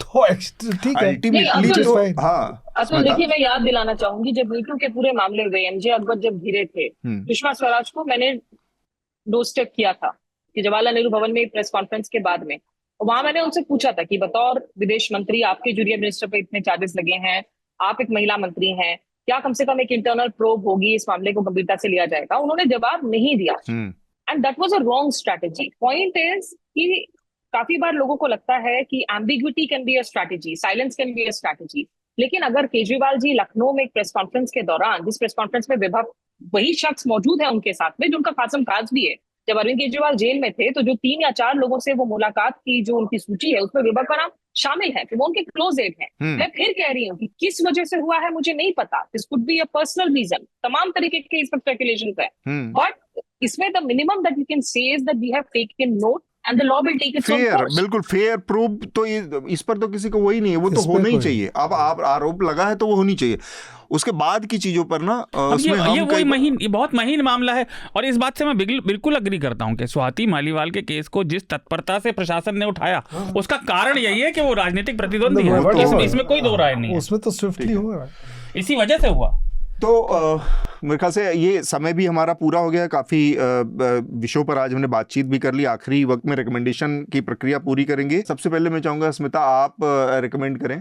गार्डियन में एक प्रोफाइल आई है, बहुत डिटेल प्रोफाइल है अमित शाह जी पर, which says that he writes to scaring people, how Modi's right-hand man runs India. I want your opinion on this कि लिबरल्स वो जो इकोसिस्टम में एक चीज बहुत तेजी से वायरल करा दी जाती है कि अचानक से यार बड़ा अच्छा लगा, तो इज दैट एनी मीट और जस्ट लाइक लिबरल इकोसिस्टम? या देखिए, ये जो विक्टिमाइजेशन वाली जो नैरेटिव है ना कि पूरा वेस्टर्न मीडिया हमारे खिलाफ है, जयशंकर जी यही बोले जा रहे हैं पूरी दुनिया भर में, दूसरी तरफ आप ये भी कह रहे हैं कि हमारी इंडियन मीडिया जो है वो लगातार सिर्फ अमेरिका की इंटरनल अफेयर्स में इंटरेस्टेड है, उन्हीं पर कमेंट्री करती है। मैं इनसे कहूंगी कि प्लीज आप अपना काम करें, प्रेस को हमारा काम करने दीजिए और हमें हमारे अधिकार दे दीजिए जहां हम आप लोगों से सवाल पूछ सकते। राइट, सोहित आप क्या रिकमेंड करेंगे? जी एक किताब है, मैंने हाल ही में खत्म की है, विन एवरी आर्ग्यूमेंट है। ये मेहदी हसन की किताब है, जब वो मुंबई आए थे तब मैंने खरीदी थी। और खास तौर पर उन लोगों को जो आजकल, क्योंकि हर जगह पर हम देखते हैं बहस होती है, और जो लोग मीडिया में इंटरेस्टेड भी हैं, हर किसी को मैं चाहूंगा कि जो मीडिया ज्वाइन भी करना चाहते हैं, जो इसके छात्र हैं, उन्हें किताब पढ़नी चाहिए। उसमें वो बताते हैं रिसर्च कितना जरूरी है, और जब आप आर्ग्यू करने जाएं तो केवल रिसर्च या आपके पास जितने भी मुद्दे हों, खासतौर पर जो लेफ्ट या लिबरल्स की ये बात होती है कि आपके मुद्दे सभी होते हैं, लेकिन आप उस क्राउड को नहीं रीड कर पाते हैं या आप उस माहौल को नहीं रीड कर पाते हैं जिसमें कई लोग जो है आगे बढ़ जाते हैं। उन्होंने उसमें काफी लोगों का जिक्र किया, डोनाल्ड ट्रंप का भी जिक्र किया है कि कैसे वो आर्ग्यूमेंट जीत जाते हैं जबकि उनके कई सारी चीजें बेसलेस होती हैं। तो ये काफी इंटरेस्टिंग किताब है, और ये मैं रिकमेंड करूंगा कि मेहदी हसन ने लिखी हुई किताब अपने एक्सपीरियंस के साथ, विन एवरी आर्ग्यूमेंट, काफी अच्छी किताब लगी वो मुझे। रमन सर आप क्या रिकमेंड करेंगे? मैं सुशील मोदी की डेथ हुई है तो 2 ऑबिट्स है। एक तो हमारे हाउस ऑबिट जिसने आनंद ने लिखी है, एक तो मैं वो करूंगा, और दूसरा उसके बेटे ने, सुशील मोदी के बेटे ने आज एक्सप्रेस में ऑपेड में एक पीस लिखा है, my father, about his father. So I think which is very personal and very टची। तो एक ये मतलब सुशील मोदी के बारे में, और एक स्टार पे, डिज्नी स्टार पे एक documentary let it be I है इसकी, बीटल्स की। तो 50 साल के बाद वो आई है। तो उसमें कहाँ से उन्होंने पता नहीं ऐड किया है, मैंने अभी देखना शुरू किया है क्योंकि जॉन लेनन मेरा फेवरेट है, तो इसलिए मैं वो रिकमेंड। ओके, शार्दुल आप क्या रिकमेंड करेंगे? तो एक तो मेरा रिकमेंडेशन इस हफ्ते है कि हमने ये महिलाओं पर अत्याचार और दोगलेपन की बात की, तो जनादेश 2024 वो श्रीनिवासन जैन के साथ न्यूज लॉन्ड्री ने किया, तो उनका ब्रजभूषण सिंह से उन्होंने बात की अब एक एपिसोड में, तो उसे देखिए। और ये जो दोगलापन है सब तरफ है, पब्लिक हर अपने हिसाब से नज़रअंदाज करती है चीज़ों को। दूसरा एक रिकमेंडेशन है दूसरे मीडिया संस्थान का, लल्लन टॉप का चुनावी यात्रा है, उसमें एक है कन्नौज के किरदार, तो वो है जसोदा का। तो जसोदा, तो आपको अगर यूपी को थोड़ा सा टेढ़ेपन को समझना है ना, तो उसे देखिए। तो उसमें वो एक व्यक्ति से बात कर रहे हैं, कहते हैं भैया आप टाइम पास करने के लिए व्यसन क्यों करते हैं तम्बाकू और ये सब, लूडो क्यों नहीं खेलते? तो वो व्यक्ति जवाब देता है कि भाई शरीर फ्री का है, विरासत में मिला है, लूडो में पैसा लगेगा तो खर्च करने का कोई मज़ा नहीं। तो वो देखिए आपको समझ आएगा। जसोदा से मेरा भी एक लिंक है पर, तो ठीक है, ये 2 मेरे रिकमेंडेशन है। इतने बढ़िया बढ़िया रिकमेंडेशन के बाद एक रिकमेंडेशन मैं जो करने जा रहा हूँ वो न्यूज़ लॉन्ड्री का इन हाउस रिकमेंडेशन है। मैंने शुरुआत में जिक्र किया, हृदेश जोशी की 2 पार्ट्स आ चुके हैं, एक अभी आने वाला है।